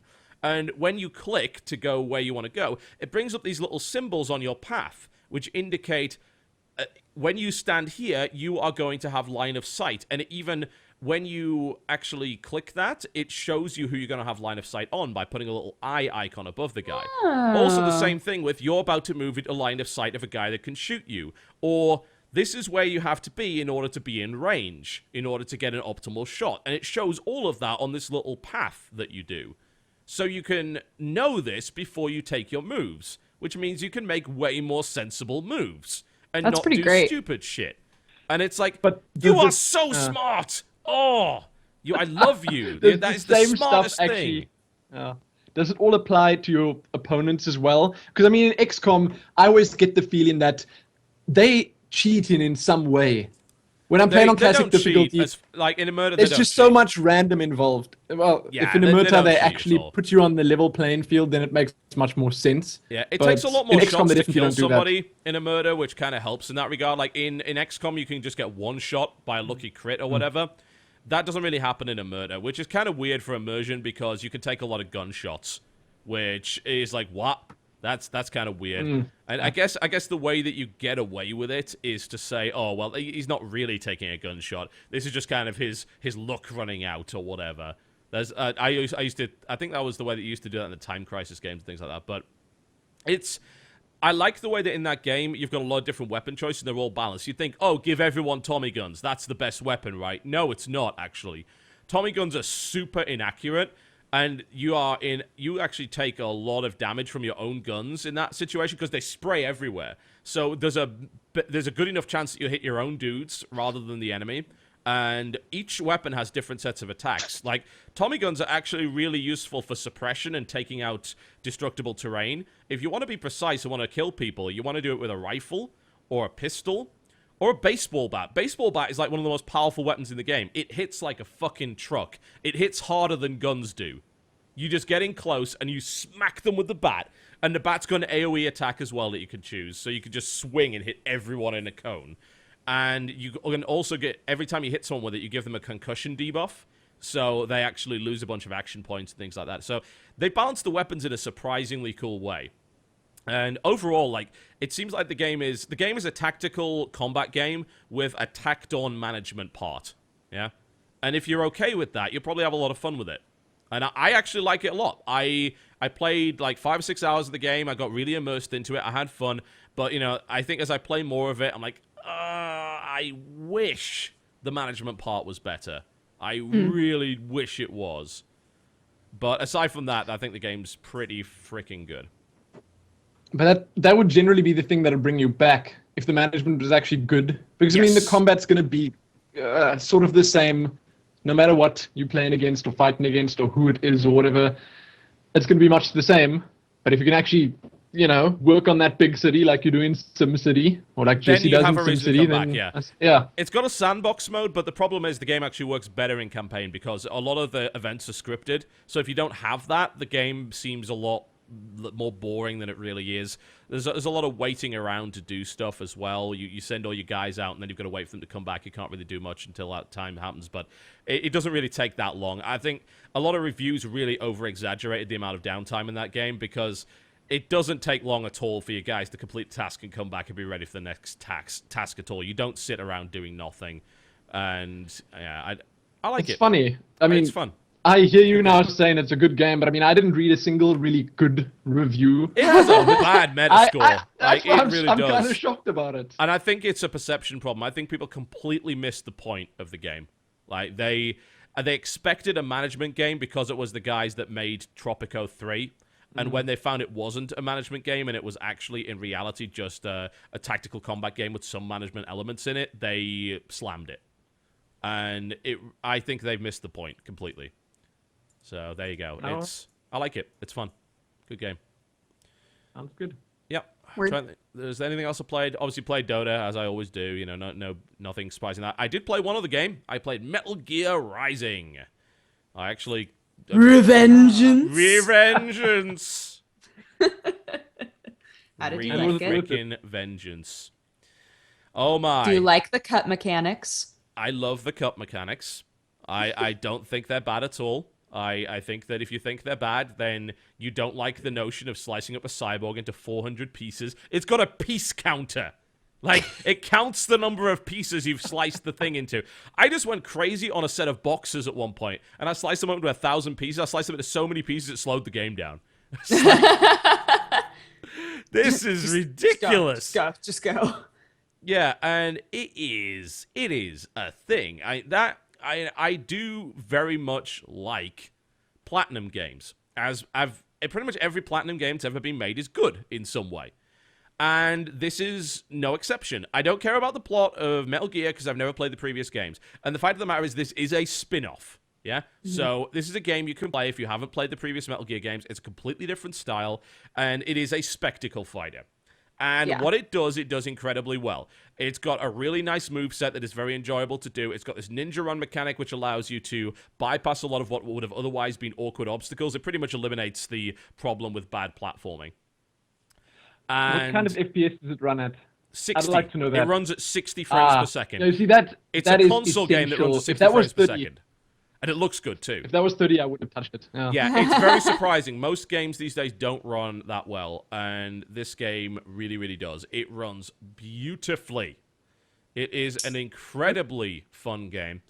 And it's got some weird mechanics, like it doesn't have the dodge. I mean, it's like the only spectacle fighter I've played that doesn't have a dodge, which is so bizarre. And like, yeah, that is weird. This is weird. But what it has is a parry mechanic. There is apparently an offensive dodge roll that you can get later on in the game that's designed for basically like a charge into combat. But at the start, you have a parry mechanic, which means you've got to press one button and you've got to push the analog stick in the direction that they're attacking you in. And then you can parry the attack. Most attacks can be parried, some can't. You've just got to use your ninja run to kind of run around them. And at that point, you can counterattack, and then you just slice them into pieces. The slicing mechanic, the cut mechanic, which is where you charge your energy to full, and then you go blade mode, and then you slice people up. And you slice people in specific ways, and you can then grab, I don't know what it is. It's like you grab their spinal column and eat it, basically, and you get a bunch of energy back. It's just I don't even know what's going on with that. But. So, a lot of people that I know that have played it, one of the things that they've said is a drawback for them is that it's like almost impossible to die because you are constantly like gaining energy back when you fight things. Ever fought a boss then? I think that they're definitely right in certain scenarios. If you're fighting normal cyborgs, it's very hard to die. Because, as you said, you can gain stuff back very, very quickly. Yeah? However, if you are fighting Metal Gears or if you are fighting bosses, it is much more difficult because you can't do that. And... Like, I haven't played a huge amount of the game yet. I've played maybe about an hour. In fact, I could show you the boss that I'm stuck on. It goes by the name of Blade Wolf. And it's a dick. It is a dick. This boss is a dick. And I think it's just because I just haven't quite got the parry mechanics down yet. But this is a condescending wolf. Yeah. No, I'm deadly serious. This is a condescending motherfucker of a wolf. There's a buzzsaw on his tail. Chainsaw for a tail. Excellent. And it constantly insults your intelligence, which is, it's like, fuck you. And it's, you know, it has a couple of different waves, like what you're seeing on the screen right now is it summons a wave of cyborgs. This is like, oh, you took damage in the first wave, here's a way to get it back. But then it summons a Metal Gear at you, which is much harder to get health back from. You can do it, I think. I mean, you can see here, this is how you get health back. You slice them in a very specific way, and you grab their spine or whatever, and then that's how you get your health back. Metal Gears, I'm pretty sure you can do that, but I've never successfully done it, because they can do a huge amount of damage to you, and actually fighting them is a lot harder. So that's definitely something to consider there. And then Blade Wolf will do these attacks where he'll jump on you and stick his chainsaw through your face and do like half your health worth of damage. It's hard, you know. I need to practice at it. And I'm sure once I get the vibe and once I understand the phases of the fight and how the block works, this guy that I'm showing here is way better than me. All credit to the Rad Brad, by the way. This is his footage. He is much better than I am at it, but you can do some pretty awesome things. And you can cut his tail off. Wow. Okay. No, you can't. Never mind. It looked like you cut his tail off. He's just being a dick. Never mind. Your mind is just blown. You're like, yeah, what? It's so fast and so fun. But I'm loving this game right now. It is super fun and it's got some great mechanics. What difficulty are you playing on? I am playing on hard, which is probably why I'm struggling. And there's one above that again, right? I mean, that's not the highest one. I think that is the highest one. I'm pretty sure you've got to unlock the other one. Yeah, okay. Yeah. Also, Fine. this Metal Gear that's on the screen right now sounds like a cow. I shit you not, it makes cow noises. I don't know why, but it does. Oh, good. Okay. Just in case, if you because why not? You want cow noises, you can have cow noises. Why? It makes cow noises. Not really sure why. Are you really? Yeah. It's Did Metal you really Gear. Just shout why at a thing that was pre-recorded. Jeez. I just thought it was funny watching it just have the Y over and over, and he's just like, It makes cow noises. What can I say? makes cow noises. Yep. So It's a really, really, really good game, and I'm enjoying it a lot. And I've heard rumors that the Metal Gear Solid HD collection for PS Vita is going to be on PlayStation Plus, which means I might end up playing the original games. Who knows? That might happen. They were good. They were lots of fun. Yep. And they just put out Ninja Gaiden Sigma 2 Plus on the Vita as well. So if you want to play another Ninja Gaiden game without the shitty camera angles that the original Ninja Gaiden 2 had, then that's available. So I think I'm going to pick that up too. So finally, there's Vita games coming out again, because Urban Trial Freestyle, I think, is out too, which is apparently the next game in the Trials series. They just couldn't call it Trials for legal reasons. So it's basically Trials on the PlayStation Vita, which I'm definitely looking forward to playing. So yeah, things are looking up. Excellent. A lot of console gaming, actually, Nice. but there's plenty of PC gaming coming, because I've got to play Brutal Legend. Again, I play that on console, but I want to play it on PC. Looking forward to that. And there's a few other games. There's... Tomb Raider? Are you looking forward to that? Tomb Raider's coming soon. Hopefully we'll have a video of that within the week before it comes out. Hopefully that doesn't screw up. We'll see. So yeah, that's what I've been playing this week, for the most part. And I think that's a good time for us to go to a break, because we've been running on far too long already. So let's take a break, ladies and gentlemen. You are currently watching the Game Station Podcast. We'll be right back with This Week in Gaming and the news that is coming in your general direction, as well as a few trailers here and there. Do not go anywhere. Ladies and gentlemen, welcome back to the Game Station Podcast. What would I do for Klondike Bar? What I would do for Klondike Bar is eat it while on air in an utterly unprofessional manner. Oh God, yes. This makes it worth it. All of the moments that you've called me unprofessional, it makes it all worth it. I sacrificed my credibility for a Klondike Bar. Now I feel kind of bad for finishing my food before we went on air again. I tried, but Klondike Bar... No, don't feel bad. Oh. Don't feel bad. You're now the most professional It person should here. be the new norm. Great. Pretty much. Yeah. I Yeah, had something I'll much more eat. exciting. I had sweet potato. It was great. Yep. Sometimes Incidentally, if I love Klondike Bar sweet wished potatoes. to Sometimes I hate it. sponsor the podcast, we're more than open for that. No. Listen, if they send me some, No, don't do that. How delicious. Klondike, I don't like your products. I don't want you Oh, wow. supporting this podcast. I think our This is where the podcast should be schism sponsored. begins. Our podcast should be sponsored by what I just linked to you guys in chat. Mm, That's right, who should I was sponsor gonna have a look at that. What This is is it? sponsor this podcast. Wrap Wrap snacks. snacks. They're Well- potato chips with wrappers on them. Wrap snacks, potato Young chips. Jock and Romeo. 99 cents. Young Oh, Jock God. Honeydew. He has honeydew cheese curls, and little Romeo has barbecue with my honey chips. I bet there's more flavors too, and they should sponsor us. Wrap snacks. All right. Westish, Midwest represent. Midwest. Apparently, there is a commercial for these. Oh God, Wrap please show it. Hold on. Yes, Oh. wrap snacks. Wrap snacks. Oh, we need my. you. This is... Oh, Jesus. Okay. This is quite the thing. Yes, I'm so excited to see this. This has got to be a parody. This must Wrap be snack. a parody. I don't think there is a real commercial for these, as far as I'm aware. This is real. Look at this guy. Oh, Jesus Christ. G, what up? Whoa. What Please is tell me Jason, that was a parody. Wrapsnacks.com. I'm going there immediately. what is Please. Jason Brody doing there? Please tell me that was a parody, please. Jason Brody. Wrapsnacks.com is not showing up when I try to go there. Oh, wow. Well, we might have crashed what it a- already. I mean, that's a possibility. I'm really confused why the star of Far Cry 3 is selling wrap snacks, but apparently she is. Oh. I think Yo. that might have actually been a legitimate commercial. I think that was it. It came out like 5 years ago, but oh yeah, we crashed Rapsnacks.com. Yeah, I'm we gonna go to killed it. Amazon.com and see if I can order wrap snacks. Amazon.com. Wrap snacks. Wrap It Rap features snacks. only local rappers apparently, so Oh. it actually Local seemed to where? like as much Local to as what I was we about to actually say, yeah. mock this, I suppose that's kind of cool for up and coming rap stars or something and supporting local talent, but I don't know. Having their face on Okay, a packet I of chips. need people to confirm this for me. Go to Amazon, type in Wrap Snacks Chips. The first and only result I got was Uncle John's unsinkable bathroom reader.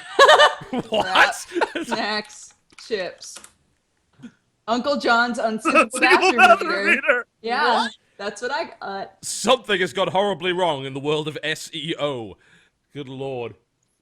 And popcorners was It's the by, it's other one. by the Bathroom Readers Institute. There's an institute for people like me. I read in the bathroom. That's the only time I Wow. read is in the bathroom.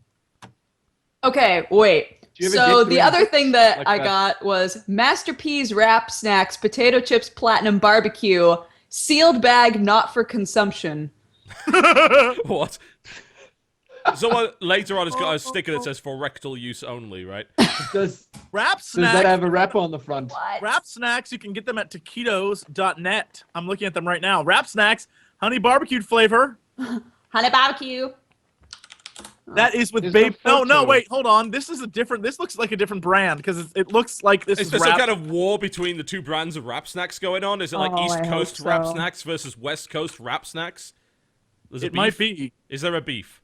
There's all sorts of beef, guys. Is there a male there's- rapper there's- named? That's a real possibility. They could have a beef and then make a combined flavor, which is Have the a, beef. a beef. Yeah, a beef. Look, if there wasn't A singular then beef. how I'm a genius. entertaining could they really be? There has to be. Ow. Well, wait, first off, Warren G cheesy nacho flavored chips. I'm getting those. Master P barbecued flavored chips. Oh, dang, Little Romeo. Okay. Oh no, this is the same brand except they changed the packaging. Oh. So now it looks. They very- rebranded. These have been around for a while. This clip that I'm showing you right here is from 2007. So God. Look. this has been around for a while. Look, I'm just saying, internet. If you want to send us wrap snacks, we will eat them. I just for sheer curiosity. Yeah. Dude, do they have a Facebook page? No. No, wait. I think they do. Wrap Maybe. No, snacks. they Uh, do. Whoa! If you go to Tumblr and type in wrap snacks, people are posting photos of the wrap snacks packages. Oh my god! How many photos are there? Apparently this is legit. So It just keeps going. TGS Podcast brought to you by Wrap Snacks. Wrap snacks. wrap snacks. Find the rapper in you.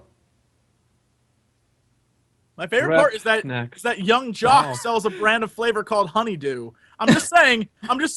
I know there are Yogscast fans out there. Why don't you go and Did find they those? seriously make a watermelon flavored chip with a black wrapper on the cover? Really? Are you No, serious? is there one? No comment. That can't be. Send your No. angry letters to. Wrap Snacks. Yeah. .com. exactly. Yeah. Wrapsnacks.com. It's their fault. All right, let's do news. So, Okay. you want something that's even more rage-inducing than that? Mm-hmm. Oh, you'll love this.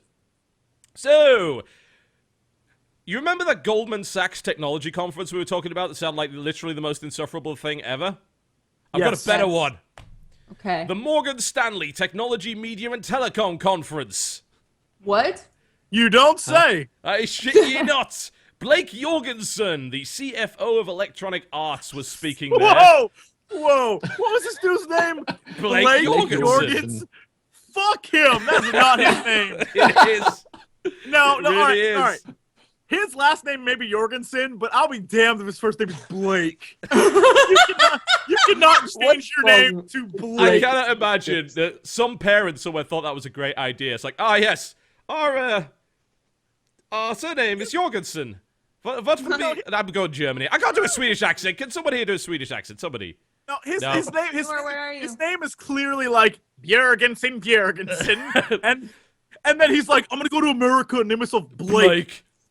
Fuck you, Blake. Damn. Not even people named Blake want to be named Blake. Shut up, Blake. Blake Jorgensen, CFO of Electronic Arts, speaking at the Morgan Stanley Technology, Media, and Telecom Conference, spoke on the subject of digital sales and games content. The quote, the next and much bigger piece of microtransactions. The next and much bigger piece is microtransactions within games. We're building into all our games the ability to pay for things along the way, either to get to a higher All level, games. to buy a Okay. new character, to buy a truck, a gun, whatever it might be, and consumers are enjoying and embracing that way of business. Oh, the Who phone. the What? fuck is enjoying and embracing I this? don't agree with that.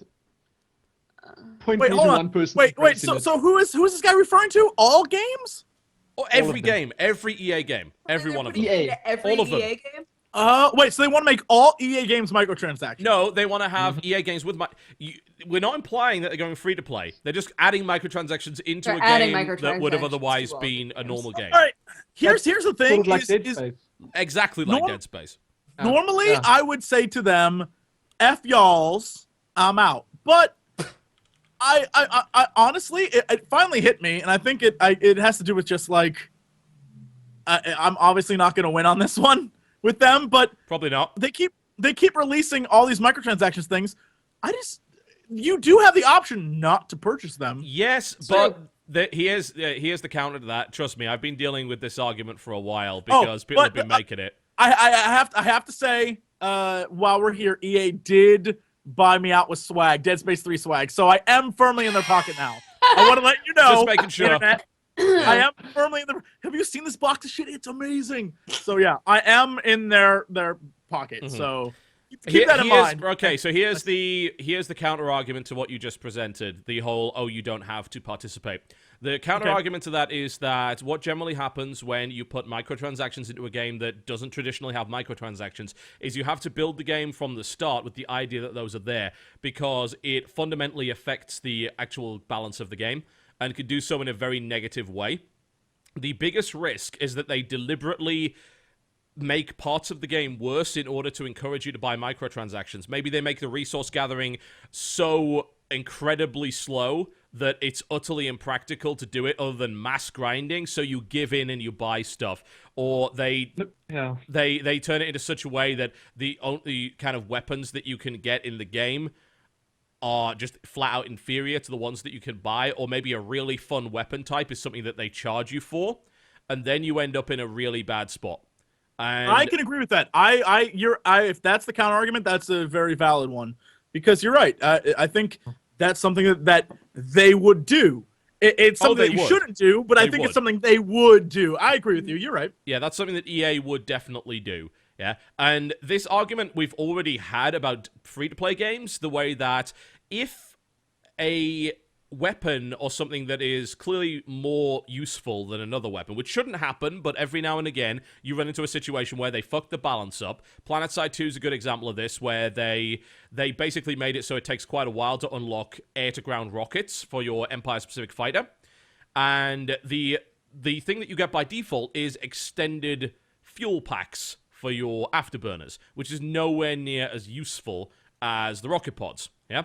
But the rocket pods take a while to unlock, so people are like, well, because it takes so long to unlock this, you could perceive this as kind of pay-to-win-ish, because it's easier just to drop the $6 to get the rocket pods.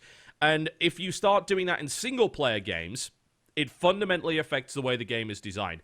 And it means that pacing is usually all off, balancing goes to hell, and all sorts of other horrible things happen. Not to mention the notion that this encourages them to create content before they release the game that is designed specifically to sell you later. So slice it off, get some little pieces, and then sell it to you later on. So instead, that $60 game actually becomes an $80 game, and you're seeing that with SimCity. Prime example is SimCity. If you want the kind of English stuff and all those other buildings, you have to buy the collector's edition, which is like $80, $90. So it's already happening. We're seeing it. Can we commission a study to ask the people in Europe who made Train Simulator the #1 game for like weeks, yet 90% of that game is buy more tracks for like $8 a pop? Can we ask what? It was super popular. Clearly, there's a market for it, and I think EA sees something like that. It's like, people buy it anyway. I don't agree with it. I wouldn't buy it, but I'm curious. I can explain Train Simulator for you. I can explain Please this. do. Yeah, I can, because it's designed for people that would have otherwise bought expensive train sets. And they're selling the content at around the kind of price point that people are used to buying actual model trains for. That's their logic. Look, yeah, and apparently that's worked out very well for them. But it's not tactile. You can't, like, model trains. Half the fun is like I know it's not with the model tactile, train. but you do get that full simulation. You get what the full they've been simulation. doing here now, the whole thing is something that's been going on like these iPhone games, the iOS games.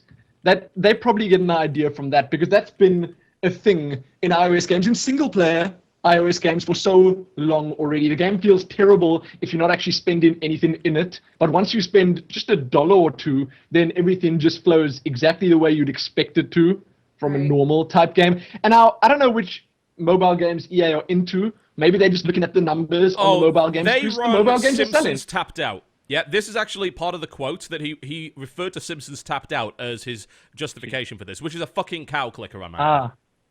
Simpsons Yes. Tapped Out, for example, is a free-to-play game, leverages, obviously, the Simpsons TV show, and you pay all along the way. It's wonderful what they say at these conferences because they blatantly don't give a shit about PR because they're talking to other greedy fucks. So Right. they are totally fine with blowing it out like this quote, like, you pay all along the way. Last quarter, we did over $25 million in Simpsons business alone. So there's an opportunity there, probably a smaller opportunity on a per-title basis than something like FIFA or Battlefield.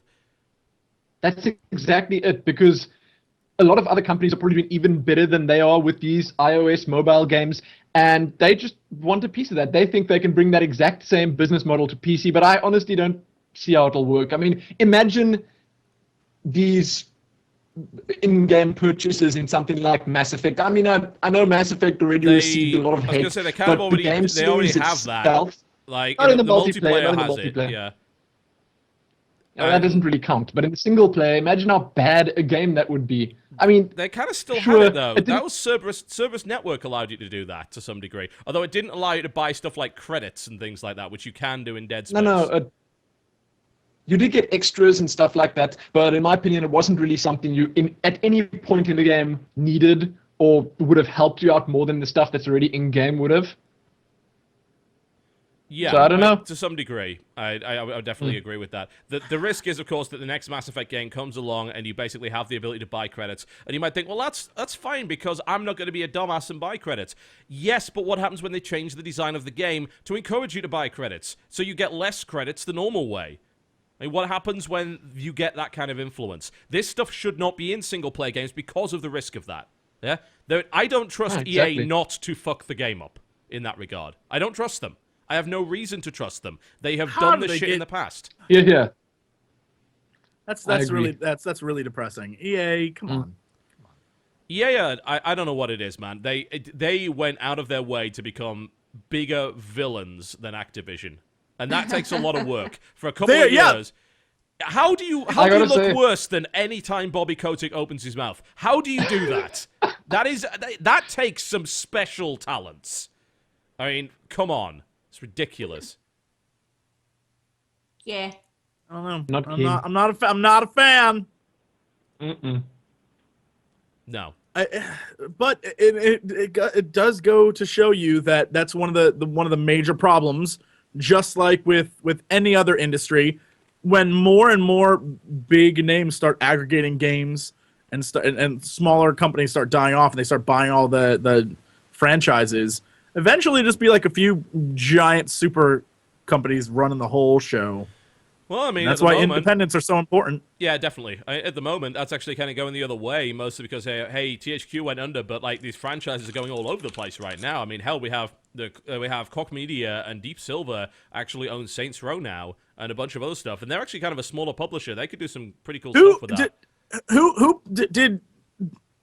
Did another company publish the Deep Silver games, or does Deep Silver self-publish? I can't remember. Because That's actually a question I can't answer.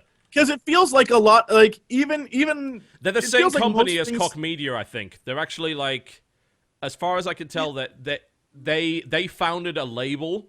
Koch Media is a group, yeah, and it was founded in 1994. They then founded a label called Deep Silver, and Deep Silver publishes and co-publishes some titles. In fact, they publish a lot of shit. Wow, holy shit. Since 2003, they've published over 200 games. So they're a publisher within a publisher. I don't think Koch Media actually directly publishes anything anymore. They do it through Deep Silver. That's kind of their subsidiary. No, yeah, definitely. I see that right now. I honestly thought that Dead Island was published through something else. I did not even know. But That is interesting. But they make games as well, though, don't they? Because Dead Island was developed by Techland. They don't make games. Deep Silver do. So Deep Silver just publishes. Yeah, Deep Silver's a publisher. So yeah, I keep thinking because Deep Silver was involved in a bunch of stuff like, say, the X series, and that's made by EgoSoft. It's not made by Deep Silver. And Techland is the guys that made Dead Island, not Deep Silver. So yeah, they're the publisher. They're a publisher beneath a publisher, which is always kind of funky and weird. But yeah, I mean, you're right. Independence is so important. There's no question. And the good thing is that you can kind of make really good games now and publish them independently on Steam, assuming that Steam doesn't get bitchy and decide, no, we're not going to let you on. And then you can make a bunch of money and you don't have to worry about this shit.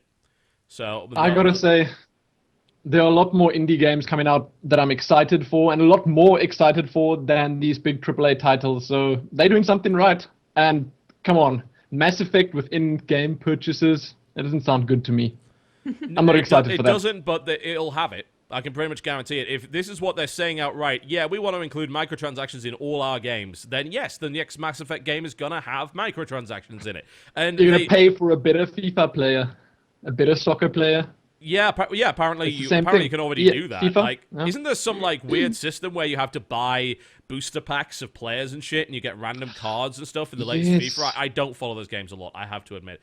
But I mean, Battlefield obviously has been monetized with 4 separate pieces of DLC, optional unlocks for everything, and a couple of other different things as well. Next Battlefield's probably going to be even more so. Season passes are a big thing, but I mean, I don't have a problem with Season Pass DLC. What I do have a problem with is microtransactions within traditional games. They shouldn't be there. If you're going to do microtransactions, you do them as part of a fucking free-to-play game.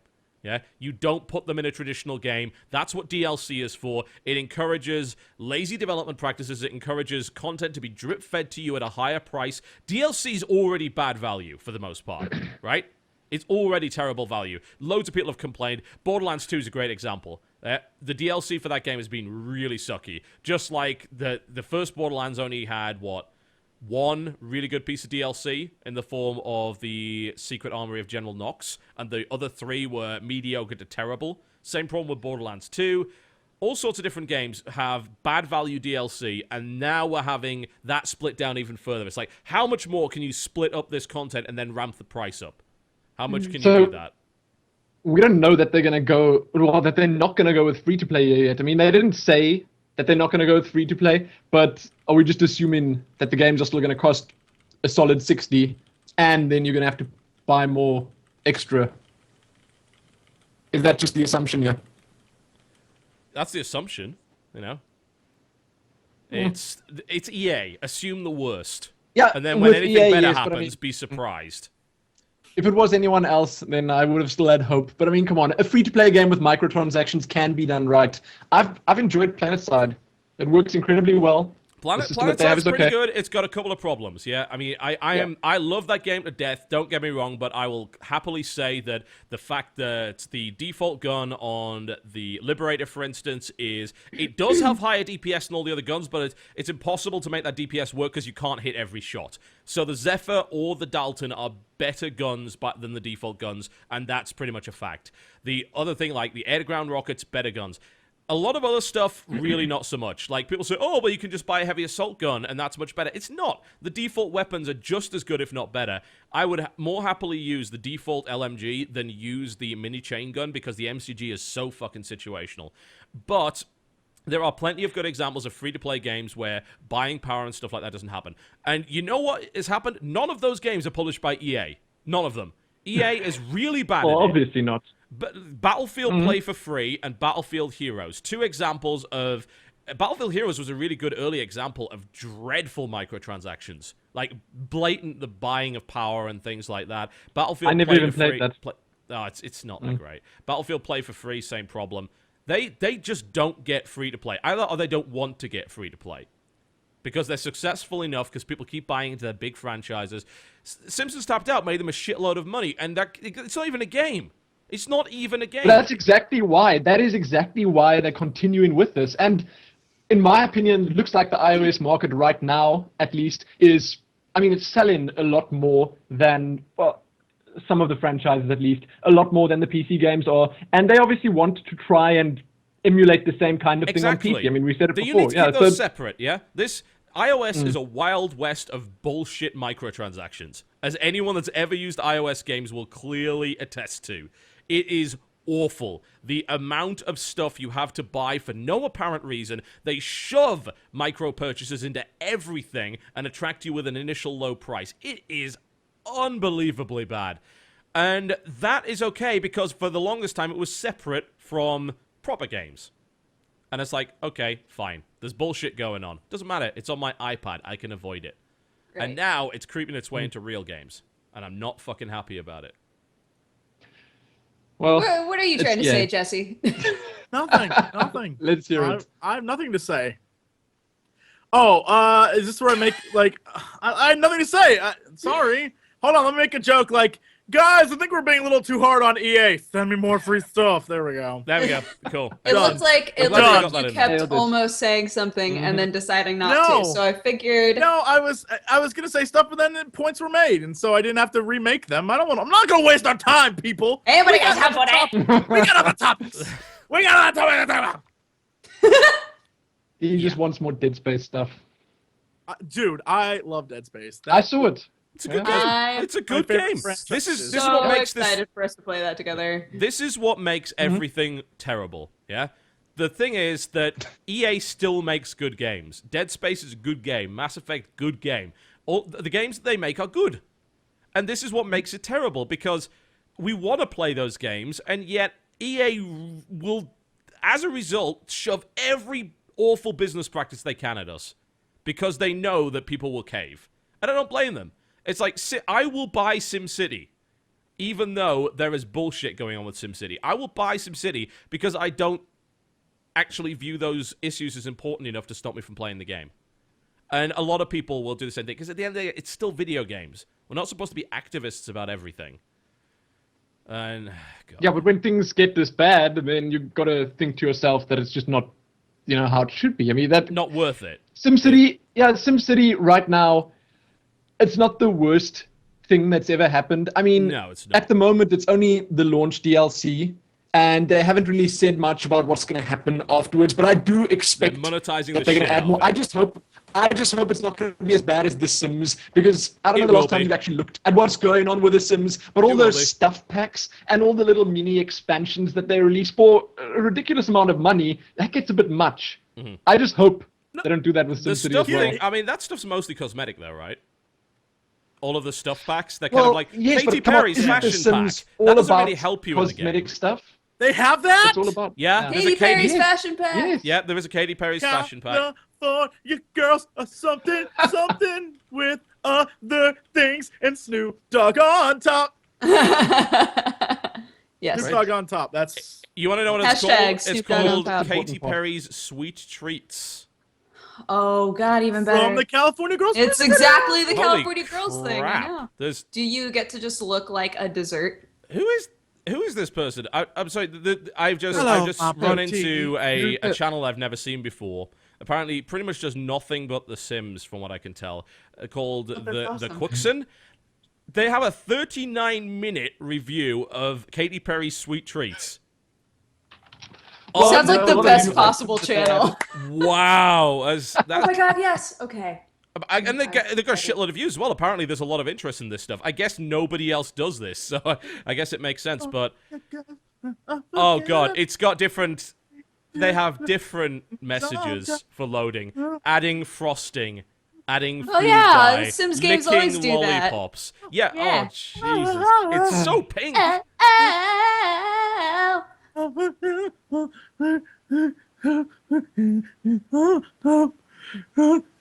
Are you quite finished? The damn thing's still loading for me. I can't even see it. Oh. You stopped it before we even I'm got not to gonna see an bother. outfit. It's okay. I'm looking Here at an is the outfit. outfit. Oh, Dun, God, I'm dun, gonna dun. Yes! Perfect. See it. I don't see the whipped cream Oh, boots, but- snap, Maury. okay. Oh, Oh, that's Maury. all right. 40 minutes of this. 40 minutes. There are a lot of new items. She has a With lot of Finding out. 911,000 views. This Yeah. person knows what she's doing. Good Lord, I have a lot of respect for this person. She got someone to watch 39 minutes of Katy Perry outfits in The Sims. She is a Yeah, fucking man. genius. If she's not on TGS yet, we need to hire her right now. Because Get I'll on tell it. you what, no one else in our network could get people to watch 39 minutes of this bullshit. I tell you that. Something's going horribly right here. Never know. Challenging 70. Oh Is my that God. coming up next, JC? The entire Oh, time. yes. The only way I do it is Sims if the video entire time I can sing and just not do anything, just keep Okay, saying this is that just over and cheating. over again. She's going through every outfit. There must be thousands of these bloody things. No wonder it takes so long. One of them is a Girl Scout outfit, but she looks like a whore. Who would let her in the Girl Scout? Oh my. It's I mean, this is stuff. why I played The Sims, though. To be Yeah. fair, like these sort of reviews would totally suit the sort of Sims player that I am, where I just like go through and make somebody who looks ridiculous, and then I'm like, I don't really care if you live your life. I'm just gonna go make Isn't that people. what people do with The Sims anyway? You make someone, you kill them, you make someone, you kill them. You make Lock them in a room. You force them to do sometimes horrible people things. get really intense about it. They're like, I have 6 generations of the same family, and it's I get They're all bored and just build a interbreeding. box in the Person. backyard and drop them in the box and let them die. You see, I've seen that happen a lot. yeah. Does that make me a killer? It puts the lotion on the skin. Or like else a it helps problem get the I hose have. again, man. I thought the best way of doing it was making a pool and then removing the ladder. And then you That was remove the the most- ladder. that's- That's another good one. Sometimes there was a bug I remember in the original Sims 2 where if you made a kid and made it so that they were really bad at listening, then you would tell them to go to school or tell them to go to the bathroom, and they just wouldn't do it. So they'd just like stand in the same spot and pee themselves and then die because they wouldn't listen to you. It was really awkward. That's intense. My brother used to do that all the time. He'd like make a bunch of kids in the same house and be like, "Go." It was Why though? ridiculous. Some people find enjoyment in that kind of thing. It's The Sims is very, very good for a sadism simulator. It's extremely good at that. But anyway, the thing about this stuff is that you can mock it. It's funny that there's all this stupid shit in The Sims. However, it's really not that obnoxious because it's just a bunch. I'm sorry, keep going. Yes, yeah, they were pretty good, like a good solid 8.5. But anyway, there very much is a market for this stuff, and it doesn't really take a lot of effort. It's cosmetic. If they do a lot of this with SimCity and have all these cosmetic options, and they sell them in game later on, I don't care. That's fine. The problem is if they start to make a bunch of buildings that are super useful and actually really matter, and they charge you for that. That is going to be a problem. And But that's what they've done so EA. far. What? I mean, not with Katy the whole Perry's sweet superhero- treats they bloody No, well didn't. no. With the SimCity stuff, that's what they've done so far. Oh, with what the superhero heroes in the headquarters hero and villain and lair, for yeah. instance, that comes with the That pre-order. sounds like fun. And yeah. I mean, that sounds like something pretty legit and something that a lot of people would want. And that Like This comes, fighting reminds games, me- normally it's like costumes and things. Katy Sorry. Perry had a Yeah. movie I need to go see at some point. Just that reminded me of this I thing. know, man. It came and went. It came and went. What were we talking about? I got confused. I Sims saw. and stuff like that. Oh, okay. Yeah, there's the collectors. There's collectors editions and stuff for the Sims. I need to actually load up my Origin client and. I got taken away to a magical world, so I didn't. I was what, gone by for a Katy little Perry's bit type 2 diabetes. Is that? I'm just saying. Yes, the digital deluxe edition is available for SimCity. I'm gonna just check prices on this. So this thing costs $80, so it's $20 more. What does it have in it? It's got a bunch of city sets: the British city set, the French, and the German. Yeah. Now, the concern, I suppose, with that is, one, this is coming out before. I've said this time and again. This is day one DLC bullshit. Yeah, shouldn't be done. If this came out like weeks down the line, wouldn't really have too much of a problem with it. The bonus content, the heroes and villains set, looks like something that's actually legitimately useful. The British, French, and German city set, they're useful actually. They're not just. These are not just cosmetic things. Basically, you have more services as a result of having these. The French police station is apparently more efficient.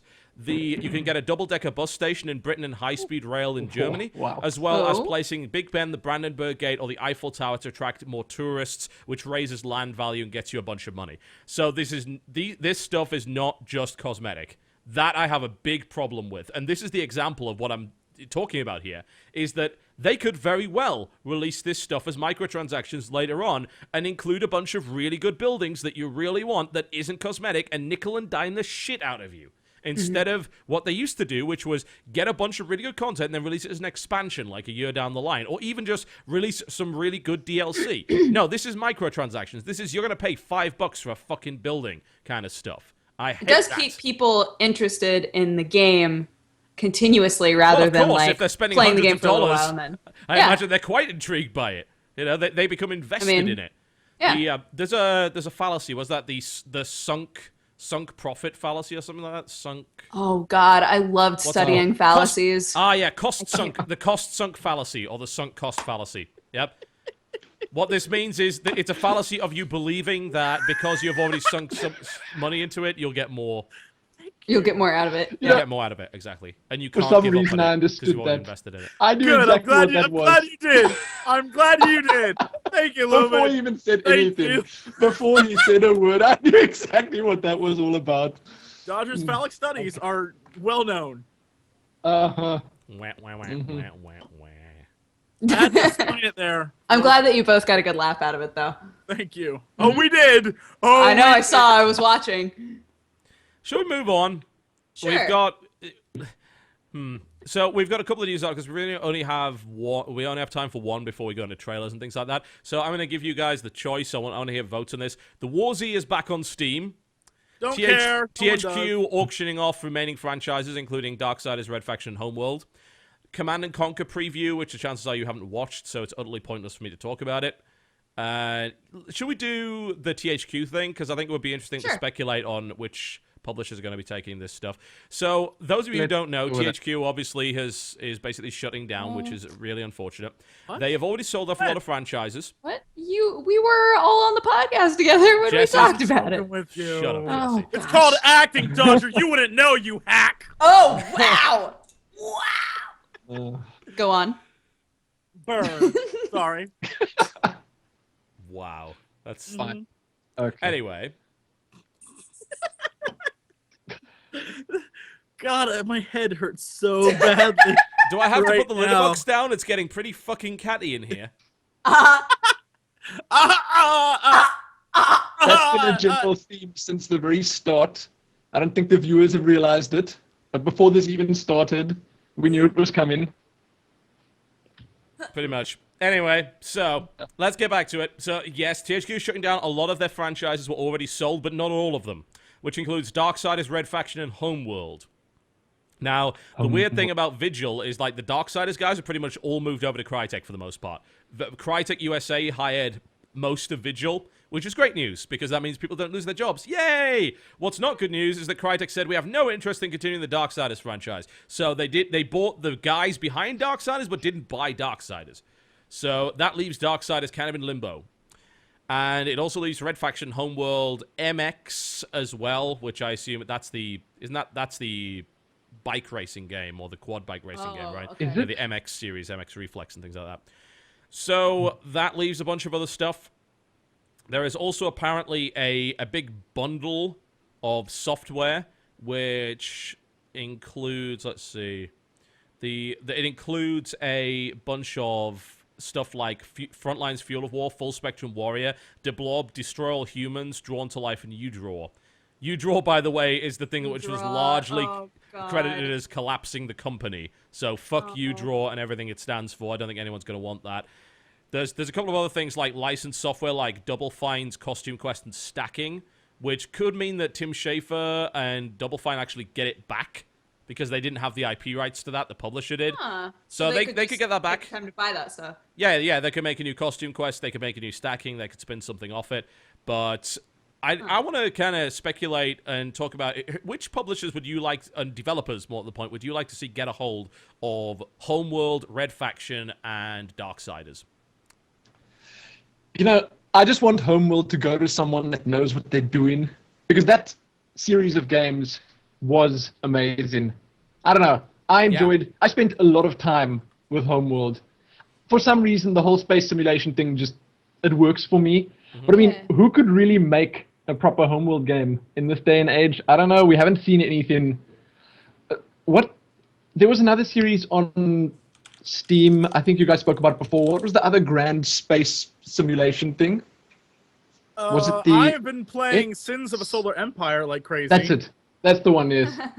What? Who made that? Those guys Sins should of pick up Solar Homeworld. Empire And is made by Ironclad. they don't sound like they can afford it. Probably not. I wouldn't want it to go to them, honestly, because I don't feel the combat aspect of that game is a strong suit, and as a direct result, I'm not really so cool on them having it. Who would I want Homeworld to go to? Because I want someone who at least has some strategy experience, but also someone that has some space experience. That really narrows it down because there are not that many. There are not that many companies that have that, unfortunately. So, yeah. Blizzard, you want this? Please no. That's not quite. Homeworld story What was he was really looking for, good. I'm sure. Please don't give it to Blizzard. Not a very good idea at all. I don't know who that should go to. I really, really don't. Like, it probably should end up going to sort of a relatively competent indie dev, because really that's the only thing that I can think of that would actually make any sense at all. And I can't think of anyone that really so much deserves to have it, and that even makes sense to have it. So Would they be selling this at a reasonable enough price that an indie dev that's doing well enough could pick it up? I mean, I don't actually know. I Homeworld didn't look at the numbers. they haven't made a Homeworld game in like 10 years, so probably, yeah. They most likely they could sell this to a reasonably large indie developer. I know there's an Indiegogo campaign going on right now to raise money to buy it, but I don't trust the devs because they haven't actually made anything ever. So I'm like, I don't know if I want to give that to you. So that's not really ideal as far as I'm concerned. So it's a hard one. It really, really is, because again, it is a very, very cool game. Actually, I do know who I wanted to give it to, but I know that they don't have the money. And it is the guys that made Nexus: The Jupiter Incident. They would be really good at it. That was an amazing game. The main problem is that they don't have any money, and their recent Kickstarter just failed. So there's literally no chance of that happening. So they were trying to make Nexus 2, which I was super excited about, and not enough support got behind it. Oh, Yeah, that sucks. it failed. And Why not just so get sad. CCP to buy it, and then they can just... No, they'll add more spreadsheets. Don't do that. They'll get rid of all of the fun elements of the game and turn it into a giant economic simulator with stocks and shit. No. Absolutely not. Don't let them do that. Want that? I'm Fine. confused. Okay. If you say so. I don't know. So the others are Darksiders, Red Faction, and Yeah, MX. Darksiders and Red Faction. Jesse, what do you reckon? Darksiders. Who should get either of those guys? I don't know if anyone will pick them up, honestly. As far as I'm aware, Darksiders, that franchise was always a money loss for companies.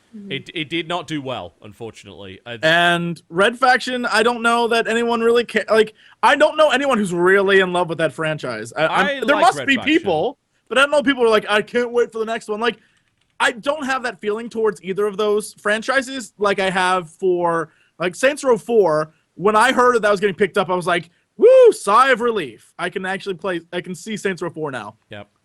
And nothing in me is like, I need the next Darksiders game, or I need another Red Faction game. I just don't have that. So Yeah. I guess I had the same feeling for Homeworld. I just don't. I think that's why they're still left in the wind, because people see that trend. Like, all right, whatever. Do what you do with them. I think this is about I the would time quite when honestly say, Homeworld yeah. would do well coming back. Yeah, I think this is that time, because PC's got a lot more strength now, and a lot more people are looking for strategy game experiences and things like that. So I think this is a good time for Homeworld. But I do not disagree with your opinion on Red Faction. Like, the last Red Faction game, I liked it, but it got rid of a lot of the stuff that people liked from Guerrilla. Yeah, the thing with Guerrilla is Guerrilla was an open world, what was the song that Idle Thumbs did? Space Asshole. It was a space asshole simulator. You went around, like, you could destroy buildings with a sledgehammer. You could everything was destructible, and that game, fuck the plot. It was just do stupid shit with explosives. Red Faction Armageddon was a lot more linear. It had a lot more fun guns. Like, it had a quantum singularity gun that sucked stuff into a fucking other dimension. It had the magnet gun, which you put one magnet on one side, one magnet on the other, and then they just smashed together. You could do that with enemies as well, which was amazing. The magnet gun was the best weapon. All sorts of other stuff. But it was very linear experience. Yeah. The open world stuff was gone. And a lot of people really didn't like that. And Armageddon didn't do very well as a direct result, I feel. So, do you make another Red Faction game? How do you make it? Do you go back to its FPS roots, or do you stick with the third-person game? Do you go open world with it? Because we have a lot of open world games now. Yeah? Back when Guerrilla came out, there weren't that many. Now, there's all sorts of them, and people are making open world games left, right, and center, so perhaps it's not as special anymore. Can they really do that, though? I mean, with Red Faction, they've had these games already. They got like a clear and defined set of I don't want to say rules that they have to go with, but there's a lot more. There has been a lot more going on in recent years with Red Faction than something like Homeworld. If someone picks Homeworld up, I would assume that of these franchises here would be the one that people would just want, because there hasn't been a game for a while. They're going to have a lot more freedom when they want to set it up. And as you said, the PCs have just come that far. So The downside, you know, is it that, even going to sell? Is the Red Faction even going to? Yeah, I don't know about Red Faction. Like, I think of those three franchises, I feel Red Faction is the least likely to get picked up right now. Because Really? I really don't think it's got the brand value at the moment. Maybe MX. No, and I would say MX that will totally I mean, get picked up. People love that license shit. Yeah, that'll get picked up. the problem I feel is like the three franchises we're talking about. One isn't profitable. The Darksiders franchise is making no one money. It makes Yeah. and it's expensive to make those games, as Right? And Homeworld, I feel like it has potential, but no one would know anything to do, like how to make that happen. And Red Faction doesn't have it doesn't have that brand recognition. People are like, I have to have it. It just people sort of know it exists and move on with their day because they just don't care. I don't think any of the three are getting picked up. I mean, they might, but I don't think they will. I think that Darksiders, the world of Darksiders is so interesting, but the games have never been interesting to play for some reason, and I can't quite understand why. And so I'd love to see it get picked up. I'd love to see somebody else do something with it, but I don't think that it'll happen. I always thought that Darksiders just had a very generic feel to it. I mean, the world was interesting, as you say, but the gameplay itself, it didn't have anything that special. If you look at something that recently released, we were talking about before, Revengeance, there are some interesting new mechanics that they throw in there. Yes. The game is different than other games of the same type out there right now. Darksiders, the only thing that's different is maybe the story and the lore behind it, but the gameplay, it's very, very, very much generic. I don't know. Yeah, when Zelda. Darksiders 2 came out, I was really excited for it. And then I played it and I was like, this just isn't, there's nothing that is grabbing me in this game right now. Like, I literally was playing the game for the cutscenes because the cutscenes with the characters and the voices were great. And I was like, that is not why I should be playing this game. Like, Darksiders has always been pretty much Zelda, yeah? And they were very open about it. They wanted to make a dark Zelda, and that's exactly what they did. I mean, fuck, the boomerangs in there, the hook shots in there, bombs, everything. Darksiders 2 went a bit more action RPG with loot drops, which was really weird, I might add. That didn't make any sense at all. I don't know why they put that in there. And I know Platinum Games has expressed interest in picking this up. If Platinum picks up Darksiders, it might very well be the best thing ever. Maybe. that could be really cool. That could be amazing. If they just... They could make a decent game. Of course, the risk is they just turn it into a giant spectacle fighter, which a lot of people don't necessarily want. I do, because fuck puzzles and platforming. You know, I want big fighting, and I think they could do all sorts of things with that. But I don't know. It's hard to say. And I think if anyone was going to pick up Darksiders, I think Platinum's the best bet. I really hope that they grab it. That would be good. Yep. Oh. Well, there you go. That's going to stay THQ. Yep, it's sad. THQ was my favorite publisher, and then they decided to make U-Draw and fucked everything up. I want to find out the guy responsible for coming up with that, and I want to hit him. I want to hit him very hard. I want him to bleed. Yeah. Not just financially, physically. All right, so let's move on to some trailers, shall we? A little bit less depressing. I have not one, not two, not three, but 4 trailers for you to watch. Yes. You want something cheesy? I got two. I got two cheesy, one awesome, and one, why is there Irish drinking music happening? So, shall we begin with cheesy or uber cheesy? Which do you prefer? Should we Wait, ramp up the cheesy? can we make a sandwich? Can we do cheesy and then the 2 in the middle and then end with cheesy? Absolutely. Okay, cool. Shouldn't it be the other way around, though? No. What kind of sandwiches are you The making? best I kind agree. of sandwich. Cheese on the outside, bread on the inside. Have you guys never had the backwards grilled cheese before, where there's cheese on the outside of the? It's real good. What's on the inside if there's cheese on the outside? More cheese. Obviously. Obviously. That's not backwards. Obviously. It's not backwards. That's just gluttony. That's a totally different thing. So Welcome to America, Jesse. We need more cheese on this grilled cheese. great. Uh, Okay, so just go with the uber cheesy first. Which one is it? You want? No, we'll go with. I think I know what we'll go with here. I think we're going to start with Dragon Commander because I laughed so hard at this trailer. I know this game's not supposed to take itself seriously because Larian does a lot of crazy comedy stuff with their games, and quite frankly, this trailer is hilarious. So. Awesome.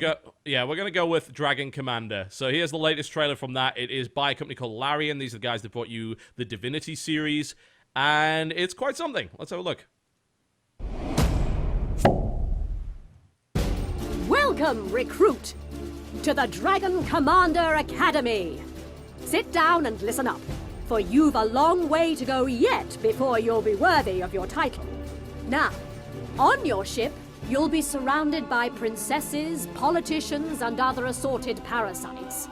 Listen to their advice, but don't let them manipulate you. You are the commander, not them. Don't forget your studies of the art of war, and don't neglect the benefits of new technologies. Play your cards right and outsmart your enemies by moving your armies about with great military cunning. When in battle yourself, close coordination between your land, air, and sea forces is imperative.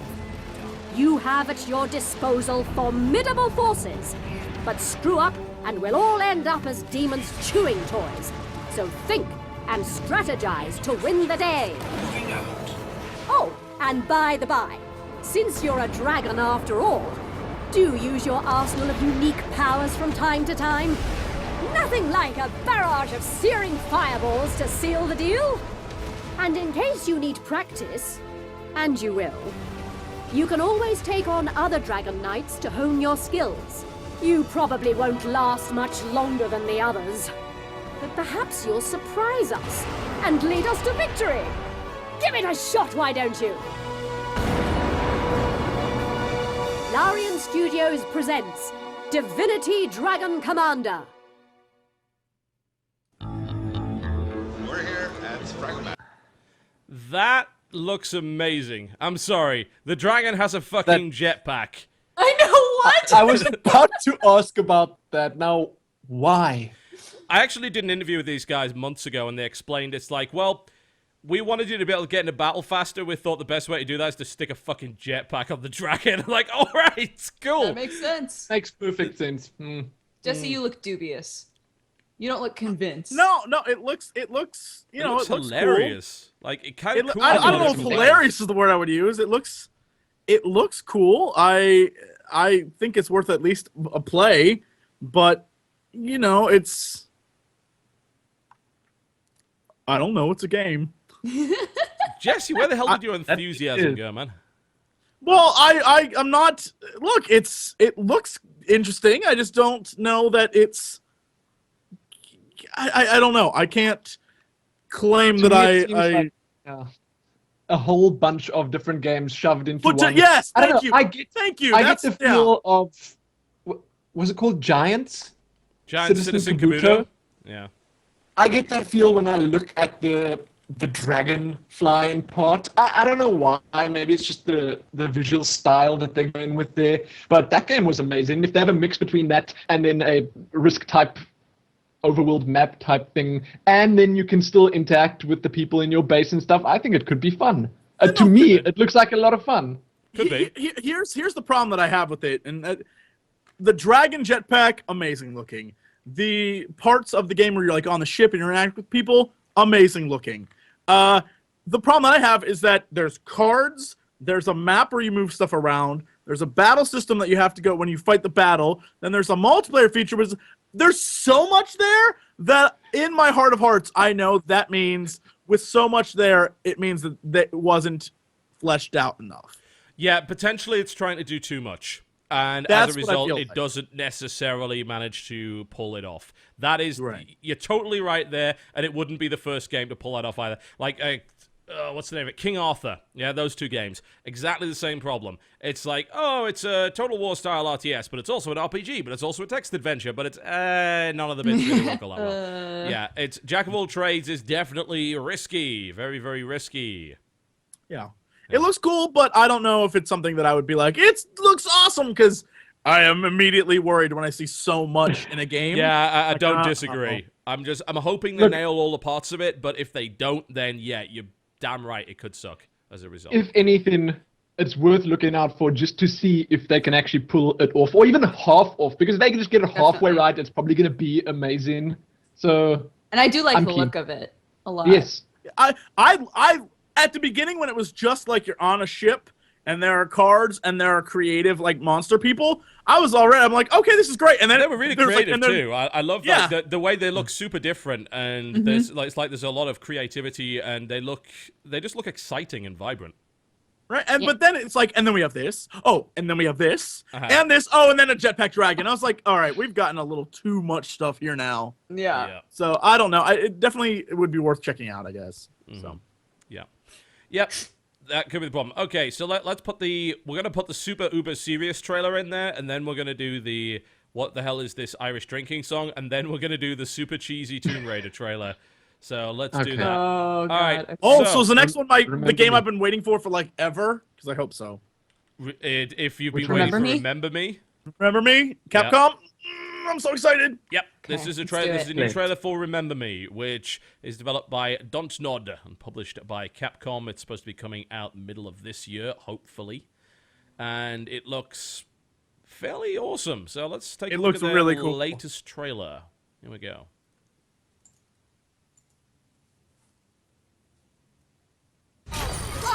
Can you hear me? Yes. What is your name? Nilin. Who are you? I'm the voice you have to listen to if you want to live. My name is Edge. You have to trust me, sis. The year is 2084. And this is Neo Paris. The enemy is memorized.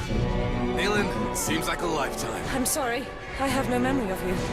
You were a memory hunter, Nilin. The best. Other hunters merely pillage memories, but you can remix them. Remember us. Edge was right to bet it all on you. Everybody's counting on you!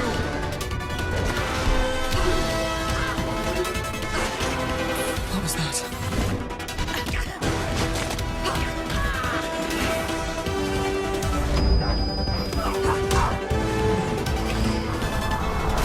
Miller, your little games don't scare me, madame. I'm here to get my memory back. Why did our enemies erase my memory? Am I really that dangerous? I can feel the power that scares them so. The power to take what someone is, to rewrite their history, to play God.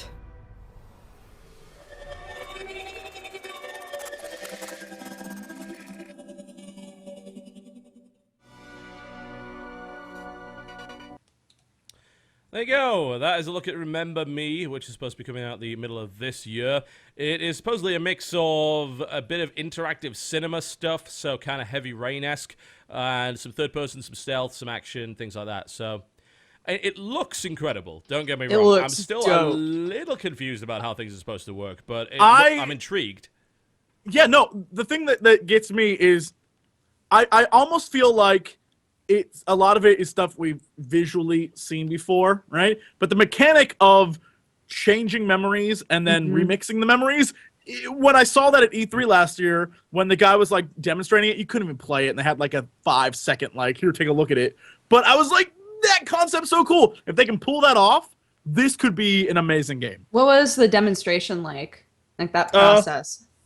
Basically what happens is you can like it's not QTE, it is something entirely different. I wish I could tell you what that's called, but there's fighting, and then there's an entire level like above that where whatever you do, like you can go back. I don't want to say Sands of Time, but that's kind of the gist of like that's the simplest way of explaining it. And so you can remix certain things and edit the game. I don't even know how to describe it. It almost sounds like Ghost Trick, like to some degree, where you're manipulating stuff in order to get the desired outcome.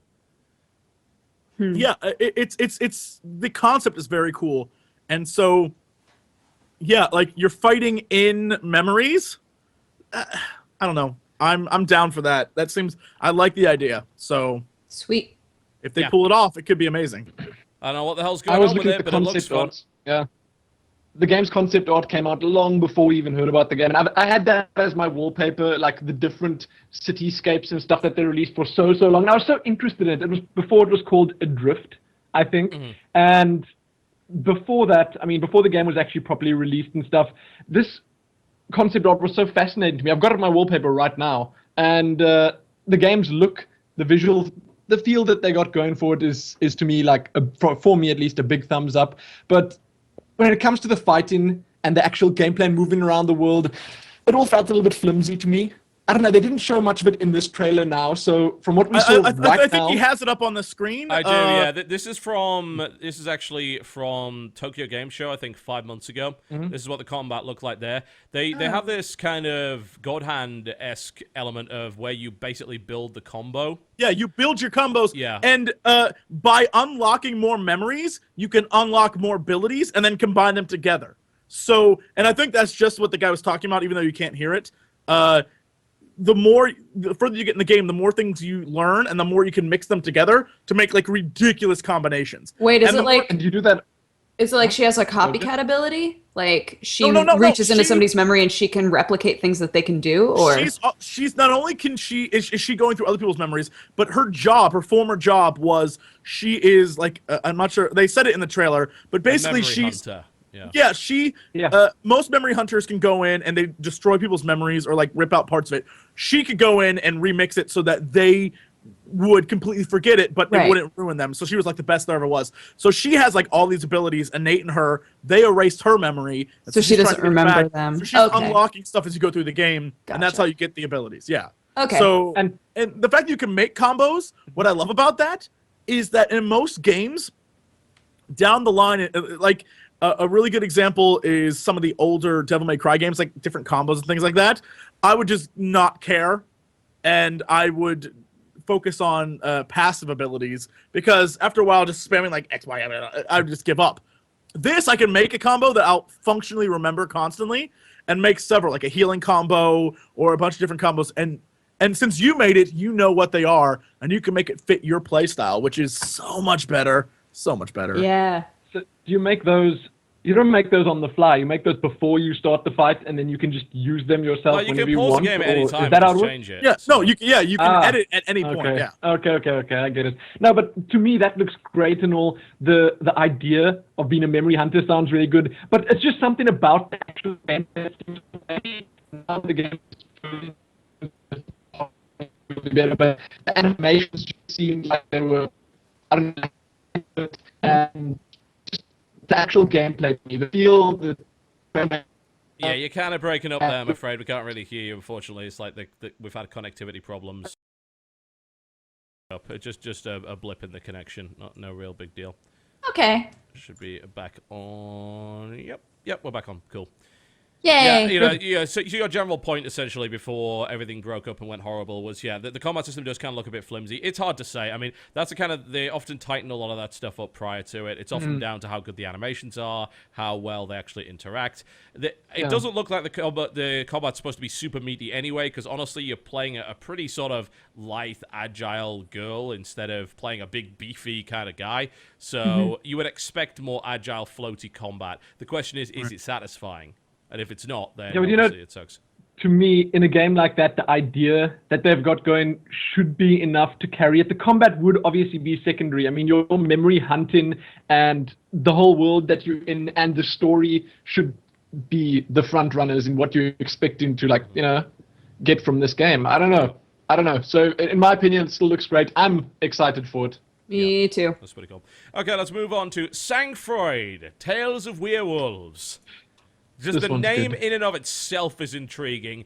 Things are, you just shut up, turn on your Play it. speakers, your headphones, listen to this because it's just beyond bonkers. Here we go.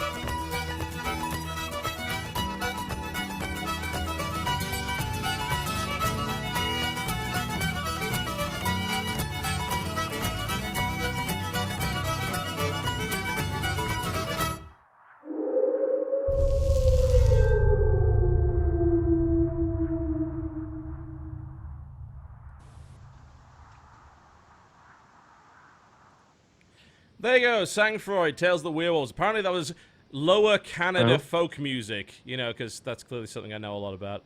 But yeah, that was pretty insane, honestly. It looks awesome to me. That looks super fun. According to the game, that's real life. So that happened It in used Canada. historical dang. weapons, yeah, definitely. Yes. I mean, that happened in Canada. I To will. me, Huh. that looks exactly like Orcs Must Die Enhanced Edition. I mean, it's like Orcs Must Die, just much more. And Yeah. in my opinion, a much better sit-in as well. I mean, that just looks great. I do think it's hilarious that they had the like super Irish music, but it's apparently taking place in Canada? Question mark? We all know that the Canadians developed super Irish music. Right, that is true. To fight werewolves. Naturally. Right. It looks actually like bumpers there. there's a really old game that I played on the Sega Saturn that was really not very good, and it was by the name of The Horde. And it looks kind of like that. The point of the Horde was that you had a certain amount of time to prepare your village to defend against the Horde, and then you had to defend the village against the Horde. And it was ridiculously difficult and fucking terrible. But this game looks like it's a lot better than that. It's definitely got that Orcs Must Die vibe, certainly, but it doesn't do everything in the same perspective. So it's a little bit different, because the strategy element and going to the store and everything like that, all of that is done from a completely different perspective and angle. And it seems like there's a lot more pre-preparation of stuff. You set things up, and then you activate them in third person, but you also fight. So it's definitely got a bit of the Orcs Must Die vibe, but it's clearly differentiated there. It looks pretty cool. There's less focus on the combat as well, as far as I can tell, at least, and a little bit more on the strategy. But the only complaint I'd have is that it looks like an iOS game or something like that. But you know, if it plays well, I wouldn't care too much about the visuals. Yeah. It's not a good-looking game, but at the end of the day, that's probably the least important thing. Yeah. Yeah, so it looks good. Yeah, man. And that's been greenlit now, so should be heading to Steam fairly shortly. All right, you want some cheese? I can give you some cheese. It is the Tomb Raider UK launch trailer. Holy shit. I don't know what it is about the UK and trailers lately, but we're really bad at them. The stuff for the Wii U in the UK was dreadful, and now we have the UK Tomb Raider launch trailer. Dear God, prepare for the cringe. Here we go. Peggy 18.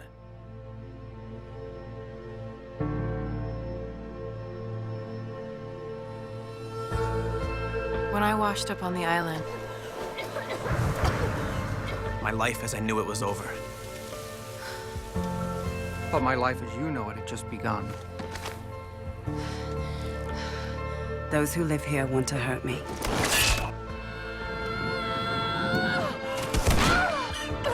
Kill me.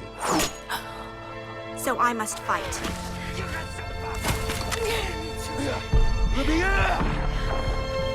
I must embrace what I am.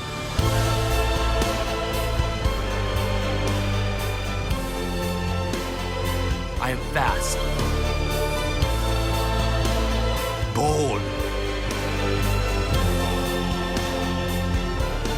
brutal. I am agile.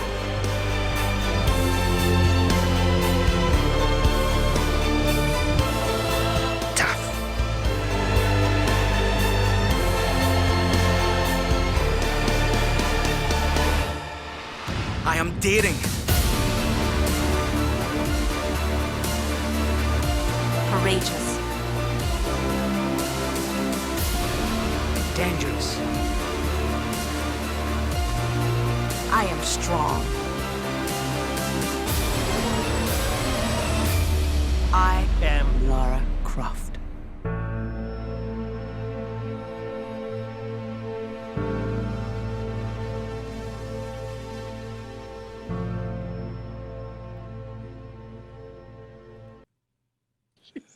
That was amazing. Oh my god. What a terrible trailer. I'll join you on that one. That was. Holy shit, that was Whatever. bad. Wow. Whatever. What made That it even was- worse is the fact that somehow the download I got slightly off-synced the audio, so that it wasn't even lip-synced. It was good. Even What that was Oh, that Fuck was- y'all. No, that was terrible. The amount of passion that those actors look, this may be the only gig I get. I'm going ball to the wall. That this Irish one. guy. Yes! Irish guy. He was the best. That was amazing. The best part is the Asian chick at the end, Laura Croft. Oh, shit. Maybe you are. Damn. That was Here's the thing, though. There's one. Oh my god! In between clips of people who probably have never touched a Tomb Raider game, I saw a scene of her climbing, and I immediately was like, "No!" Because I'm really excited for the new Tomb Raider game, really excited for it. And I saw the climbing bit where it was a pathed climb. Yeah, I was like, "No, totally I was not. I happy saw about a lot that. of that. I saw Not a lot happy of that. about Already. that. I watched a little piece, a little interview. I think it was Conan O'Brien that did a review of it, which was obviously also amazing. But they showed a lot of stuff in there that didn't look all that great. I don't know. It seems like Lara Croft seems to get herself into the same situations over and over again. They skipped forward. They started the game out, and then they were hanging somewhere tied up. And then he skipped forward a big piece into the game, a big chunk further, and he was in the exact same position. Look, dude, it's a fetish, okay? Damn. Okay. Let's not go into that. There's already been a lot of controversy surrounding that idea with Lara Croft. Let's not even think about it.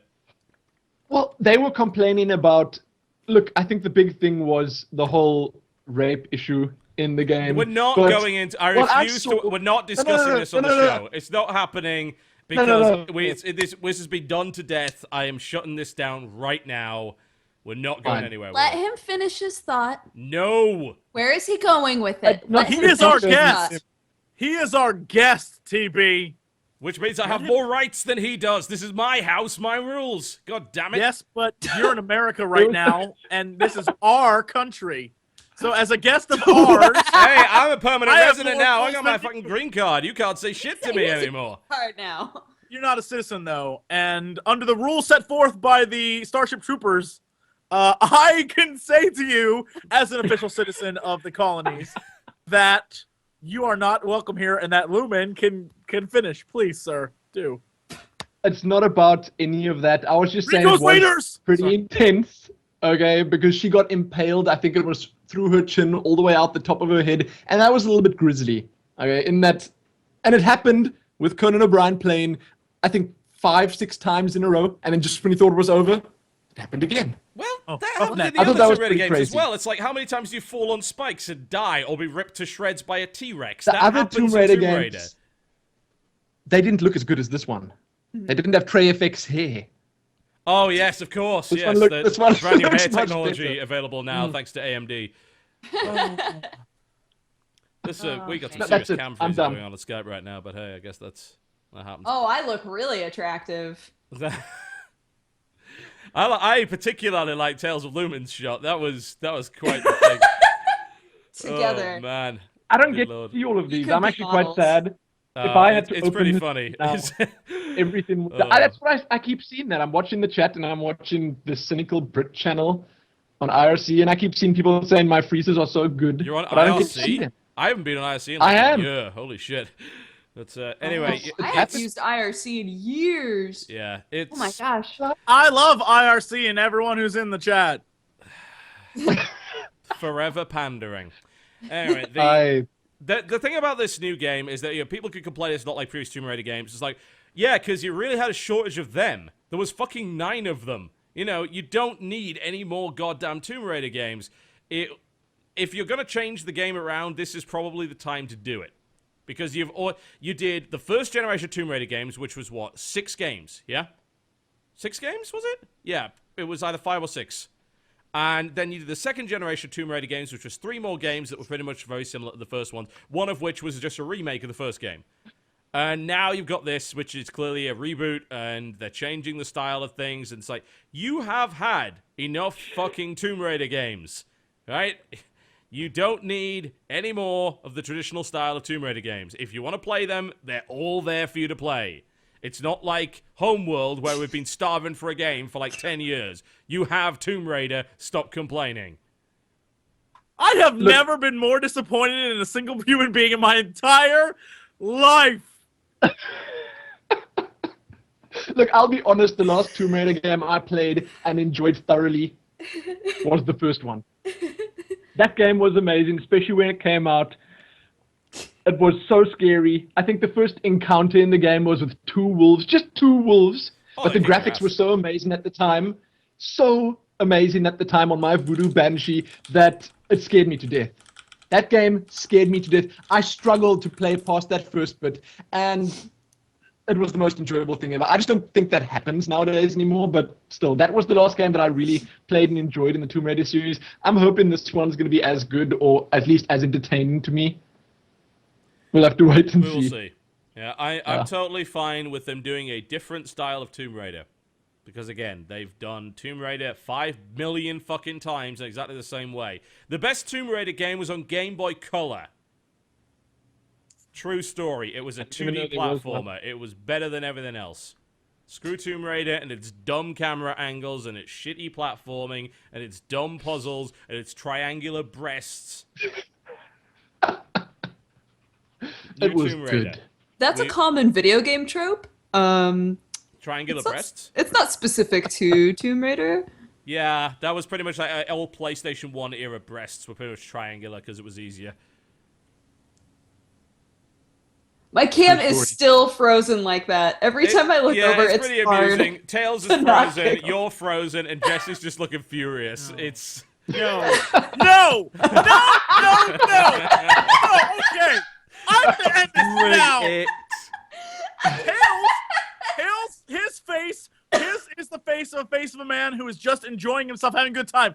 Dodger posed for that picture for a good 5 minutes just so it stays that way, so she'd look good when it froze!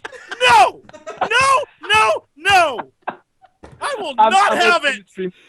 I will not have it! I was trying to get it so that when it unfroze, I would be in the same position. It hasn't unfrozen yet. I know! And then I started giggling so hard because it wouldn't. I will not tolerate this, Dodger! You have crossed the line! She nearly had it. That's amazing. I thought she froze on my screen until I noticed her eyes were blinking. She was sitting there posing for a fake picture. If you want to know why I was mad, I was judging her because you have gone Hollywood, miss. You have gone Hollywood, and I will never. I don't think anyone can see that. No one can see it. That was beautiful. That was a beautiful pose. Oh God.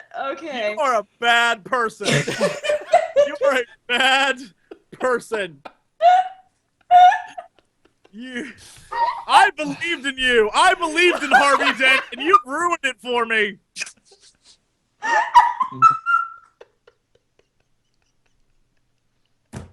The pose wasn't that bad. That was a good pose. It was. Press Hollywood to continue, you sellout.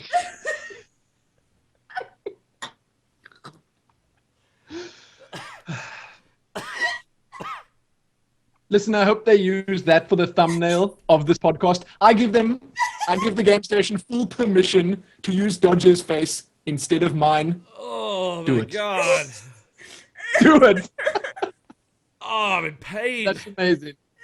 That hurt a lot. Fucking stop it! Sorry. This is not happening. We done that.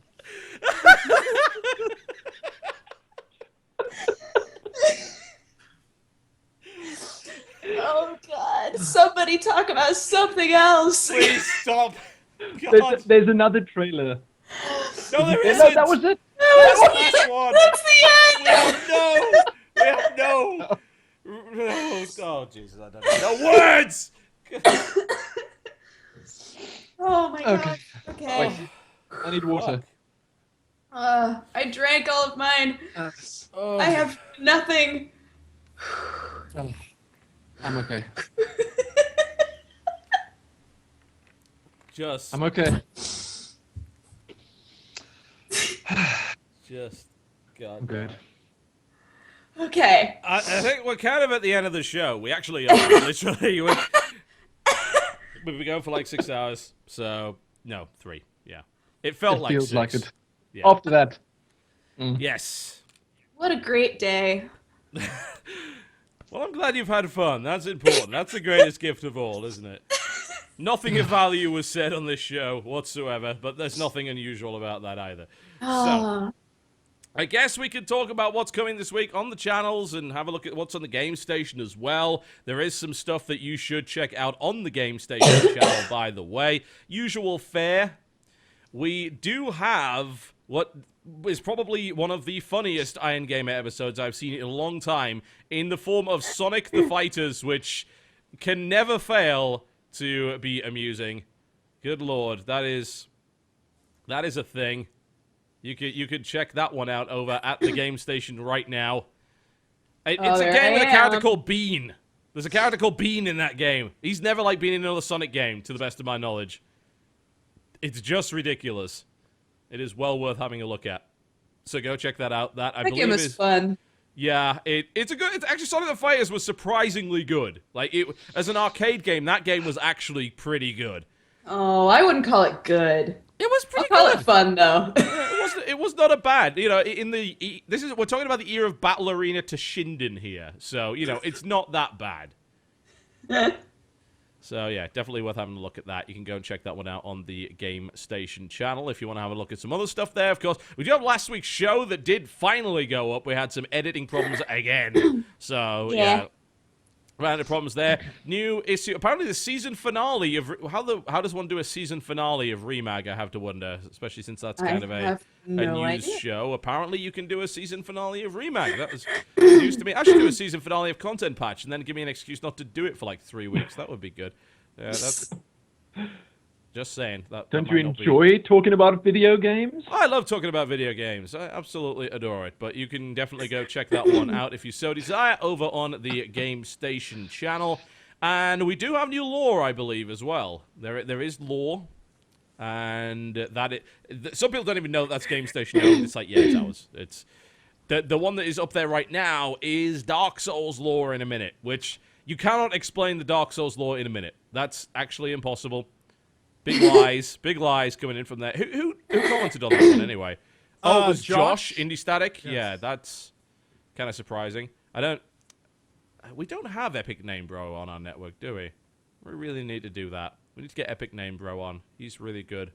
But yeah, the Dark Souls lore, it probably won't help you at all. Like the game makes no sense at all. So. Yeah, you can definitely check it out. Dark Souls was never about the lore. Never. No, it wasn't. There I am. Yeah, we fixed it. We fixed it. Yeah, but you should go check out Dark Souls lore in a minute. That's definitely worth doing. There's also a new Fast Facts over there as well in the form of Borderlands 2. There's also Far Cry 3 lore in a minute. There's no real lore for Far Cry 3. It's just like, douchebag on island, crazy guy, kill douchebag on island, other douchebag, become John Rambo. End of story. That's it. Done. True. Straight up. Not too difficult. Yep, straight out of something. Anyway, what do you got for us? Tales of Lumin, tell us what's coming up on your channel over the next week. What should we be looking forward to? Okay. I'm still continuing my Skyrim playthrough. It's still running. Good man. I'm loving that. I'm loving it. Skyrim, when you want infinite Let's Play money. Exactly. I mean, Jesus Christ, you're on 147 episodes. You know you've got to go some way to beat the ultimate guy. There is a guy that we found on YouTube that has over 1,000 episodes of Skyrim. So there's no way I'm going to guy. get to that anytime soon. My episodes are actually kind of long, but the fuck, I'm you've got enjoying production values in it. You're DLC. doing this wrong, man. There's production values on your video. You've actually like put decent stuff on it. I don't think you understand what a Skyrim playthrough is supposed to be. Jesse, tell him. I'm not really clued up on Let's Plays in general. What can I say? But you should definitely check out the XCOM Let's Play. It's different. I've got the list. It's called The List. And everyone that comments on the videos, they get added to the list. And if I eventually at some point in the future, which could be in 10 years from now, who knows, get down to the bottom of the list, I may get to your name. And then I'll make a character with your name. I'll customize it nicely in a way I see fit. And I'll give it a little backstory and then probably kill it a couple of episodes later because that's just how I roll. But that's coming up. I am having a look at doing more of my cooking shows, which is amazing. I don't know if anyone has seen that, but I had so much fun making a cup of cake. So much fun. Congratulations on the cup of cake. In a cup. But I suppose it's not gaming. Well, that's 100% more success rate than Jesse has when making cake in a cup. So I gotta say, after today's podcast, yes. I am in the next week or two. Yeah. I'm going to be getting out a recap of sorts of the StarCraft Wings of Liberty campaign. And then in a couple of weeks, I'm going to be doing Bioshock 1 and 2 recaps. Just not like what the lore channel does. I'm not doing the lore. I just want people to know what happened in the game. Straight up, nothing about the backstory, any of that. I'm going to be getting that up on the channel soon. I'm still doing my Newsman episodes pretty much every day of the week. They are a lot of fun. I'm going to be getting a lot of Guild Wars 2 out because of the new patch that came out recently, yesterday. There's a lot of stuff to see there. So I'm still kind of enjoying that. And then Adventure-worthy episodes. Adventure-worthy is my first impression / review type thing on games. It's kind of fun. I'm going to be having a look at, I think I said here, a thing called Planet Explorers. I don't know if you guys saw that. It was a rock, paper, shotgun recently. I've heard about it, yeah. I'm going to have a look at that because it's free to play right now. And it looks like a lot of fun. It's like an MMO mixed up with Minecraft, but it's actually voxel based, which is, to me, fascinating. And I'm probably going to be looking at Banner Saga, which we spoke about before the podcast started. Yeah, we did. Yeah, I've got a lot of things to say about that so far, but I'm going to hold that to the video.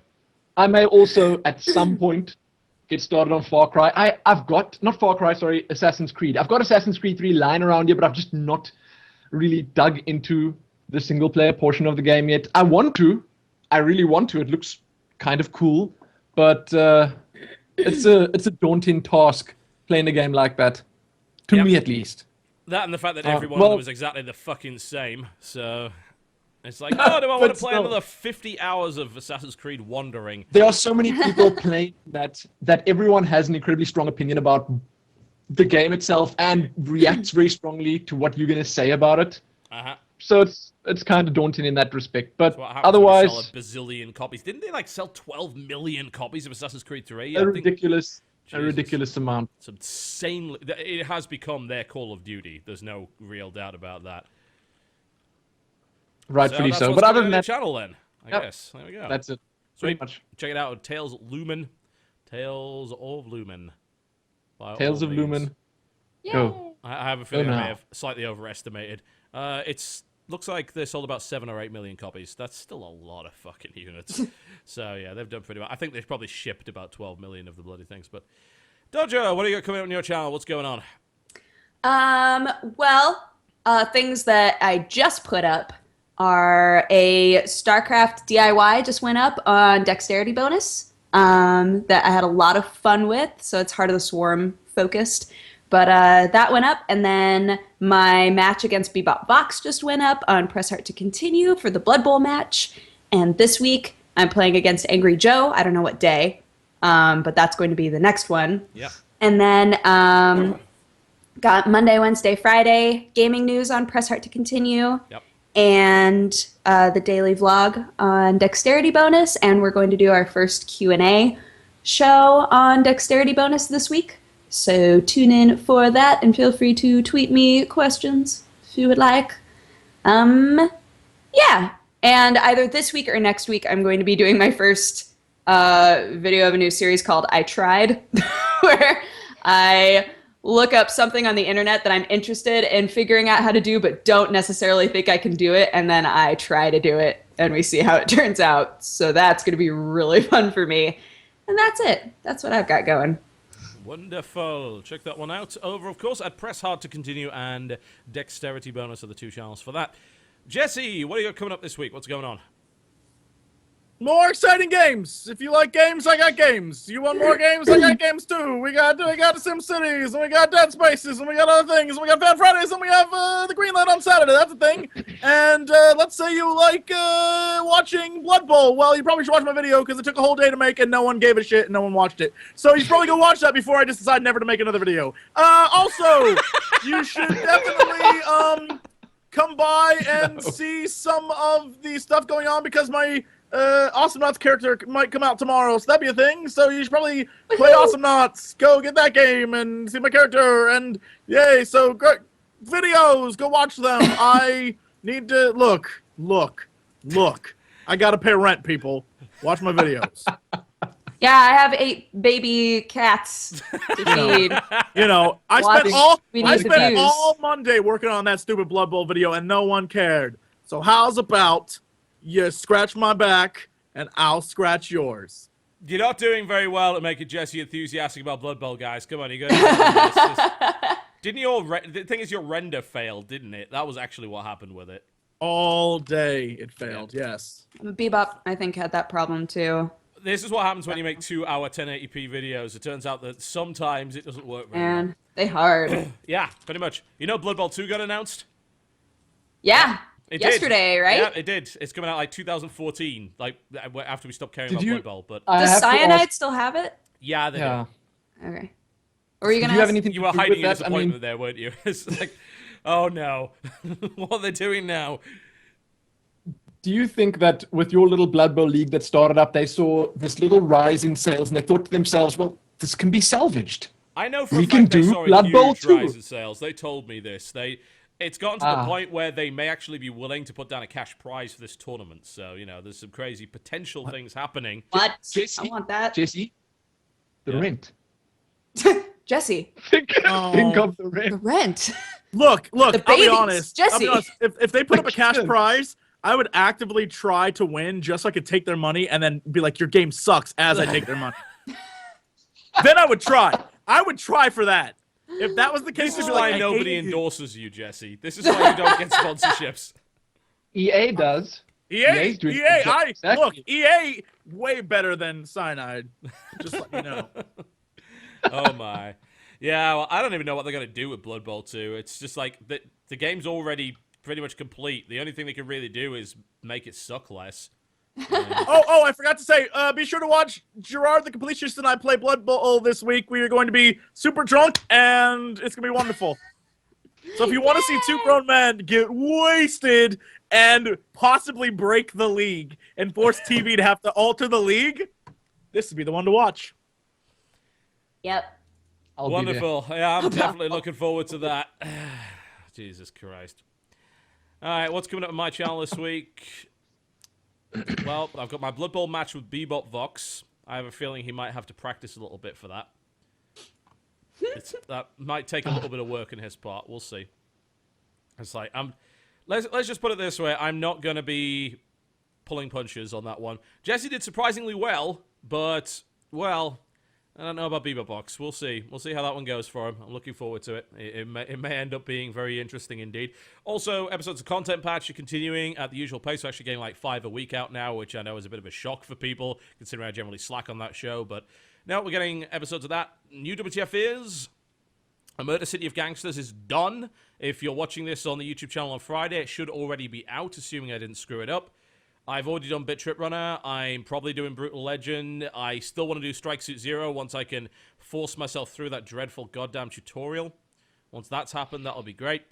And there's quite a few other games actually popping up that I'm definitely looking to try and do. I'll do a little bit more Dota, but obviously it's less priority than WTF is, so it'll happen. And my Blood Bowl match, and I will do a roundup for week 3. I'm not going to go crazy with it like I did with the first episode because it was a huge amount of work. It literally took like 2 to 3 days of editing. I can't afford that because otherwise I can't make you videos.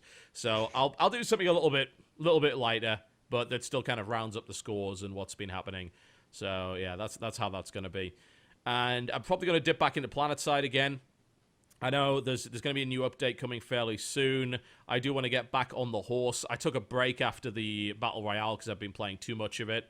And hopefully I'll get the chance to crack on with that. But please do check out my channel, youtube.com/TotalHalibut. I also have new StarCraft casts up. I have a new one between Grubby and Crazy Moving, which is great. You should go to youtube.com/TotalBiscuit to check that one out. Those of you who watched the live stream with Blizzard on Tuesday, there was a bit of a problem with the encode on their end, so it didn't look very good, but I have that match up in 1080p and it looks great. So I would strongly recommend that you have a look at that. And that's pretty much about it. I think that's pretty much it. I think that there's nothing else to talk about, so I think we should maybe end the show now. Sounds like a plan. Let's do that. Let's end the show. Okay. Let's end the show. So thank you very much for watching, folks. Please do check us out on our YouTube channels. They are below. You can also check us out on Twitter. They are also below, for the most part, except the fact that Dodgers' Dex bonus and mine. Her new channel is Pose Heart to Continue. Yes. Press Also, Hollywood one to reminder. continue. by the way. Press Hollywood to continue. Yeah. Yeah. If you are currently watching live, you should check out the Indie Gala Colossus bundle because it's ridiculous. Like, it is the best bundle that I've ever seen. It's ending very soon, in like a day. It's got stuff like Darwinia, Multiwinia, Defcon, Uplink, Hearts of Iron 3, Demigod, Galactic Civilizations. It's got King Arthur and King Arthur 2 and all the DLC. And you can get it for, like, next to nothing. It's ridiculous, and you should consider getting it. Have a look at it. Indiegala.com. Yes, indiegala.com. That is indiegala.com. I would strongly recommend that you have a look at that, because it's got quite a lot of great games. It's got, like, pretty much everything that the guys behind, well, Introversion made, and all of those games are great. So, yeah, go have a look. It's pretty cool. I think that's about it. We're done. Thank you very much for watching the show, ladies and gentlemen. Thank you, everybody! We are leaving. Goodbye. Goodbye. Awesome.